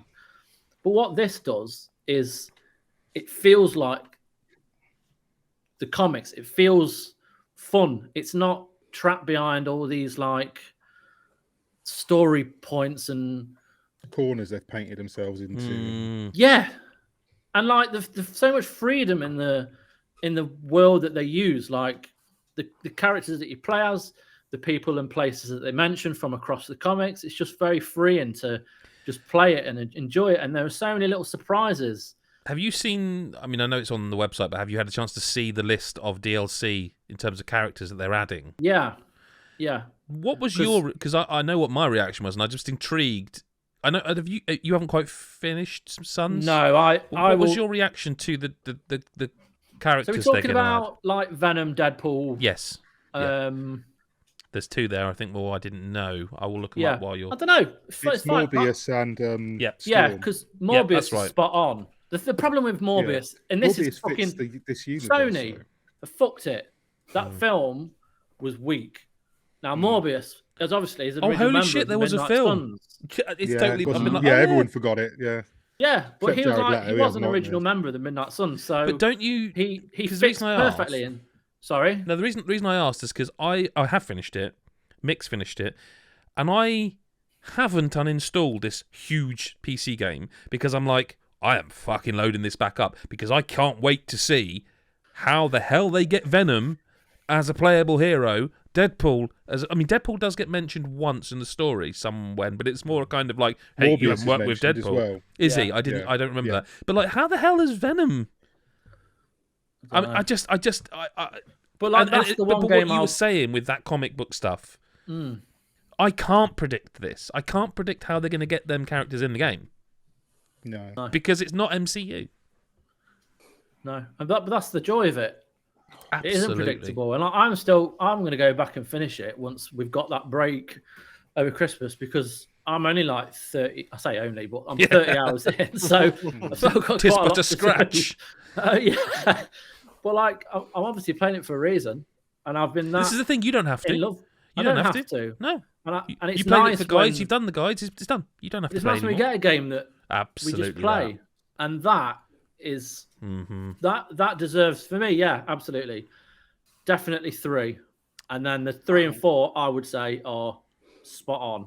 As someone who played Horizon and hasn't played Midnight Suns, I'm still happy for Midnight Suns to go above it. I had a few issues with Horizon in terms of like vertical climbing, and I think the melee combat's sort of just okay. But that improves as you get further in. I don't know how far you got, but that is So are we now locked the bottom 8, and we are talking about which wins it between Elden Ring and God of War Ragnarok? Heidi's been super pensive. What do you think, Chris? I know you haven't played Midnight Suns, have you? I haven't played Midnight Suns, and he's frightened his wife's going to scream at him over Horizon. My wife will punch me in the throat because Horizon hasn't won, but like that's because she's played 2 games all year. So no, I'm not. To be honest, my vibe was that there was more passion for Marvel's Midnight Suns than there has been for Horizon. So I feel like that is a truer reflection. I think Chris White and I have got the same experience of Midnight Suns in that, like, neither of us had to keep playing it. The job was done. Yeah. And that's it's always such a long clue, game to play as well. That's it. It's not like a Tiny Kin where it's like, well, I don't have to play it, but I want to, and it's 5 hours. It's like, this is 50 hours. And to be honest with you, right, I sat down the other day when I said about I played the Forspoken demo. There was part of me that was like, could just go back and grind some friendship levels to get. Fuck it. I sort of said H, but there's a character in the game that they revealed it, didn't they, Mick? They said we couldn't at the time, but then they revealed the final 13th hero. But that's because you get that hero quite late in the game. Everyone else, you've got your friendship levels up. You say H. Yeah, I can't think of that would be from steps. Hawkeye. No, it ain't Hawkeye, mate. No, it's not. No, it ain't. All Hawkeye. right, okay. No. It's the other one, begins with H. But like.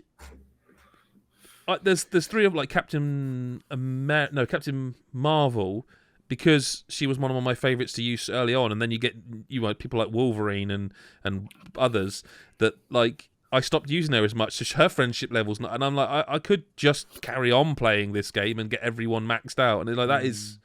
And the argument is I kept saying, I will go back 100% and Platinum Horizon, and I didn't. And I could have stopped playing Midnight Suns and used that time to play Horizon, and I didn't.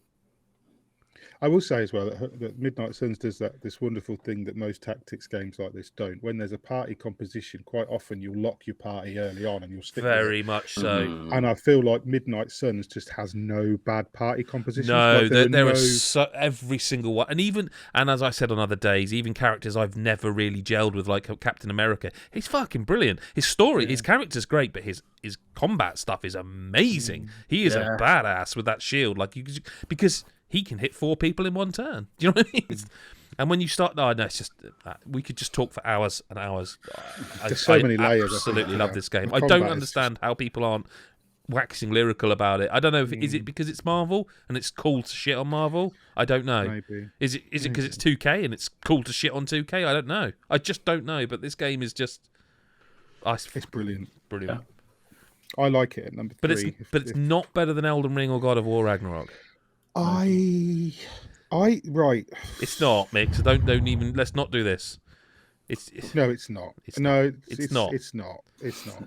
Elden I was excited for a moment just to see. Chaos, doesn't he? He just wants it. Yeah. No, but imagine the anger if we awarded that as the game of the year above those two. I played 137 hours of Elden Ring. Yeah, but we've established your shit at games. Chris finished it in 10. So yeah, with a fire giant. Yeah. Blindfolded as well with one hand. No, I absolutely think, because Elden Ring, I've been and ahhing about that all the way through the playing of Ragnarok, because Elden Ring still was fucking just. I mean, you were with me all the way pre-release. The gamut of emotions I went through, because playing this sort of game, Souls game. Before, a Souls game. Yeah, I'll write a book one day of mixed texts. Text from Nike. I've got ancient emails between me and you playing. I think Dark Souls 2. But playing these games pre-release in a pre-release vacuum, if you will, where you can't really talk to anybody. You can't look at guides. You can't ask anybody really, how the fuck do I get past this bit? So you do beat your head against the wall. You don't know the path, and that is, to me, and I hate to sound like a dick when I say it, but that is the absolute best way to play a game, I feel, like Elden Ring, because everything I found, no one had already been on Twitter and gone, look what happens if you talk to this guy 3 times, or look what happens if you don't pick this. All the bullshit where everyone just spoils everything constantly once a game is out, because everybody wants to be the first guy to say I did this or I did that. Pre-release on games like this, and I did the same experience with Dark Souls 3 and Bloodborne. You don't get that. You have to just discover everything. And I will say that despite the issues I did have, yes, with some of the difficulty, I'll admit I'm not as good at Souls games as I used to be. It just repeatedly blew me away for tens of hours. I was just absolutely in love, just beyond anything else probably this year except God of War. I was The question I have is that, people might wonder, well, hang on, you've talked about the other 8 games load. Well, the thing is, we've talked about God of War, Ragnarok, and Elden Ring throughout the week, throughout the deliberations. So I wonder if it's as simple as we just decide and take a vote. Because there's no other way. I mean, I guess forward. I can't be disappointed by either of these games being number 1. I can't. I can't pick to tell you why one should be better than the other. Except that I don't know. Even the lasting impressions of the games on me is not something I can rank properly. I think Elden Ring, but they're completely different. I mean, they're completely different games. You might say, well, they both got open world, but that's neither here nor there. They're completely different in almost every way. But I don't know. I couldn't choose. I could say, if you left it like that, I'd be happy. If you switched it around, I'd also be happy. They're just both phenomenal games. Do we want to vote and see where we are and see if it upsets anyone? And we, do you know what I mean? Sure. No votes binding. Why not vibe it? I feel like it is what I mean. I'm in a very similar place to Mick, and I know at least up until a couple of days ago, Chris was feeling very similar that these two were very close. And you speak to me on a different day, and I like certain aspects of some a little bit more, but they're so different. It's really hard. So I guess it might be if someone has, I imagine maybe Adam and Lyle have stronger opinions about the difference of the two in terms of their preference. Because for me, it's very fucking close. And I wouldn't care. Not I don't care, but whichever way round, I go, bang on. You know, they're so good. So I do wonder if it's more, has anyone got strong passion for one over the other? Because at the moment, I don't. And I think maybe a couple of people do. And maybe that's how you decide it. I definitely have feelings on which direction. I've tried, maybe unsuccessfully, to keep my thoughts on most of these top level games that I thought were going to do well a little bit under wraps on, regular podcasts and stuff, and not really talk about it. So I didn't really mention at all how I felt about Horizon, Elden Ring, or God of War. But for me, the favourite of the 3 is far and away God of War. Just to put my cards on the table there. I never in a million years did I feel that Lyle would be my unlikely ally. I know. I thought he would be. That's, I thought he would. I just thought the actual gameplay of God of War really enjoyed. The combat is a lot of fun. The story is great start to finish, and I'm saying that as someone who didn't play the first game. It still grabbed me, probably not as hard as it grabbed someone like Adam, because I don't think it could have grabbed many people harder than someone like Adam. Right by the grapes. Really... But really, really engaging story from start to finish. And then, I'll also say that neither of them are in my top 10 personally. That's just had to ruin it, didn't he? Yeah. But God of War is very close. Is Freezer Pops in your top 10? No, Freezer Pops. He did like a 6.5, didn't he? Yeah, something like that. He's weird though. He's like, but it's fun. Number 10. I'm wondering what Mr. White's thinking, because he's just a quiet man as usual. Yeah. I don't know if we're just going to come to a vote on this one. I think it's obvious, isn't it? Unless Chris comes out and fucking says something amazing, it's obvious which way this is landing. It's not even close, right? Is it not close? Okay, I'll tell you now. Adam wants Ragnarok as 1. Lyle said Ragnarok. Me and you have said it's too close to call. So unless Chris comes out with an Elden Ring monologue and says by far and away above that of Ragnarok, I think it's obvious which way around these two go. Personally, I normally like to circle like a shark until the right moment to say what I need to say with certain things like this. And what I will say is Elden Ring is a game I never thought I would finish in a million years. And I have tried to finish Dark Souls and Bloodborne. Sekiro can fucking jump off a cliff. But I adore the world of Dark Souls, and it always frustrated me that I never found the time to spend with it. I didn't, and I tried, and for some reason, I'd hit that wall, go back, hit the wall, and I just fucking couldn't. Towards the later stage, I just couldn't. Elden Ring did something to me that I've never had with a game. Like, it captivated me beyond anything I'd ever played, and I think there are so many facets to it that you can't necessarily, like, we tried, like when we were doing visuals, it didn't get in there, and story didn't get in there, and like, so why is it in the top 2? It's because it's like the experience of playing. Everyone's had a different experience, like Mick pre-release. But wouldn't you argue that's why we said it was kind of Elden Ring and Horizon were in the same sort of ballpark, because although neither were winning any individual things, they're kind of the sum of their parts. They're greater because of the way they pull together. I haven't finished. Okay. Oh. Shut up, Adam. No, I just don't want you to think like I'm batting for Elden Ring over God of War, because I finished Elden Ring, and the hours I spent with it were just some of the best I've had in years. And even now, I want to go back and play it. I'm just waiting for the right time. And then God of War came out, and obviously changed the landscape for story games, for PlayStation, for the current gen, for history, video games. It did everything right in every aspect of it, especially when God of War was so special to all of us in some way.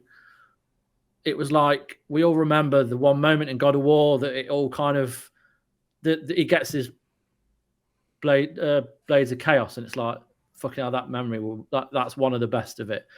With this, there's like everything matches that. Many of these moments match that, and like the combat is more ambitious, the story is more ambitious, the visuals are more ambitious, everything about it is incredible. Chris said the other day, we were like, I don't know what's going to be number 1.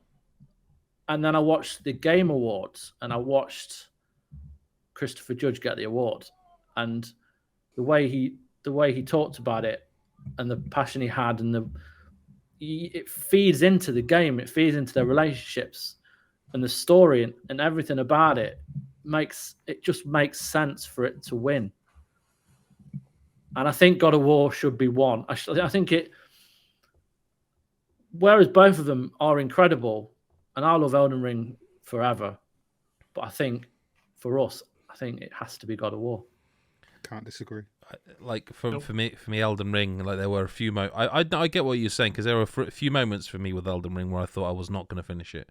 Like the fire giant. All joking aside, I genuinely thought, yeah, I can't do this. And it actually was one of my personal. I didn't even put it on the list, but one of my personal little moments of the year. I think Chris Hyde might know. I think I might have mentioned it to him at the time. We knew you had started it, Elden Ring, but Chris and I had been playing it like co-op quite a lot, and then you'd finished it, and I was still stuck at the Elden Ring. And one of my favourite moments of the year was when you said, "Oh yeah, I finished it." And look, you fucking finished it. How can you have finished it? Who the fuck are you? How do you think you are finishing that game when I've been playing it for 20 plus hours ahead? I was like a week ahead of you. How have you finished it? Give me you finished it. Fine. What is the enjoyment about it and stuff? And then all of a sudden you just come onto the chat and went, "Lads, finished Elden Ring, fucking banging." We're like, "Who's this cunt? What's he doing playing it?" I literally lived in that world. You must have. So I lived in it. Every second I had free was there. And like that's like, to me, I think people will be like, "Oh yeah, but it was never even close for you." It's actually not actually true at all. Like, I do think Elden Ring isn't the bastion of perfection that it's sort of been painted in often elsewhere in the media. I think it has flaws. I think there's ways it could be better. But isn't that true of every 10 out of 10? Like, it doesn't mean perfect. It means there's, the best in class, highest possible recommendation. And I do wonder, like, if when they announced the Colosseum DLC, if that had been single player DLC and got me back playing it again, I do wonder. Like, would this be a different story for me? Would I be like, well, actually, because I put 90 hours into that game. The clock on that, my save is 90 hours. That's a lot. That's a lot of time. Now, all right, yeah, most of it we did twice because me and Chris were going back and forth. So I know it's not a 90-hour game. But just like you said, and then God of War Ragnarok came along, and it's like, and it starts off, and you're like, yeah, this is it, this is the shit, this is what I remember. And then it just starts layering that story and the characters, and ambition's the perfect thing. It's the great description for it. It's just such an ambitious experience. It just keeps exceeding what you think's possible in the game. It just keeps going, and you know, jokes aside, the fact it's called Ragnarok, and there's moments where we were texting each other back and forth, going, "I don't know how this is going to end," and it's like, well, it might as well have been called God of War Titanic. Do you know what I mean? But the fact they subverted the expectations and the name of the game itself, and I think it's truly magical, and it did do the same thing that the first one did, and it left me a bit like, oh, well, what now? I don't want to play anything else, and I just kept playing it, and I kept playing it. To me that it had ruined you. Yeah, this is what it did. The first one did that. The first sort of new modern one did that, and then, but some of those moments that we won't rehash because there's no need to spoil a second time, but some of the moments that we discussed yesterday, you know, they genuinely made me break. Like I was absolute mess with one of them. Like, it really just cut me. I couldn't believe it, and that's the best. That's the best this medium can give you. Mm-hmm. Like, that's those things that, you know, when I'm an old man on my deathbed, I'll still remember them because they're so good and so fucking, like, you know, that we're all just the sum of our memories and our parts, aren't we? And like that, it's as close to flawless as it's more than I could have ever expected. Like, I wouldn't have been angry if it were just more, you know, but it isn't. It isn't, and it's a fucking worthy winner of Game of the Year in any year. But I will say, looking at the list as we have it now, I'm really happy with it. I really like that list. It feels like it's got a bit of everything for everyone. Yeah, it's really diverse. It's diverse. There's a very it really strong feels list. Like a list that represents all of us and what we've enjoyed throughout the year. It really does. I think it's got some real personal stuff on there for all of us. I think it's really strong. So I'm going to read it out. 10th place in Game of the Year 2022 goes to Immortality. In 9th is Pokemon Legends Arceus. In 8th is A Plague Tale Requiem. In 7th is Xenoblade Chronicles 3. In 6th, Nobody Saves the World. In 5th, Tinykin. 4th place is Horizon Forbidden West. 3rd place, Marvel's Midnight Suns. 2nd place, Elden Ring. And the Game of the Year for 2022 is God of War Ragnarok. There we go. We did it. It's done. It's all finished. That's it. There's no more. There's no more. There's no more words left in us. Nothing else to say on the matter. No, just very briefly to thank everybody for their support throughout the year, whether you be Patreon or not. That's patreon.com/GodIsAGeek. A special thanks to the people on our Patreon Discord and our Patreon support page, obviously, but to anyone who's watched our content, whether it be video review, preview, guides, tips, podcasts that we do most weeks. Thank you. Really appreciate it. It always warms the cockles to see people in the chat or leaving comments, even when they're daft or just, quite frankly, crazy. It's always nice to see that someone cares enough to comment. But most of all, I guess from me, thank you to both Chris's, Lyle and Mick for keeping me sane and on the righteous path to... what path am I on? Insanity. What path are you on? God of War 3. Well, but thanks for keeping me on there and for being friends, because that's ultimately why this podcast works. It wouldn't work if we didn't get on. I've often people tell me that the thing they like most about our podcast is that it's just like a load of mates having a chat. Quelle surprise. That's fucking what it is. That's how it works. It's not rocket science. It's just mates having a chat about the thing they love, which is games. Thank you to everyone for being here. Chris, hi. I appreciate your time, obviously. Thank you for letting me be here. Well, hey, I didn't want you here, Chris, but no. Well, that's well documented. Yep. Chris White, thank you for being here. Thank you very much. Thank you to your dog for her guest appearance. Although I can't remember if that was on the pod or not now.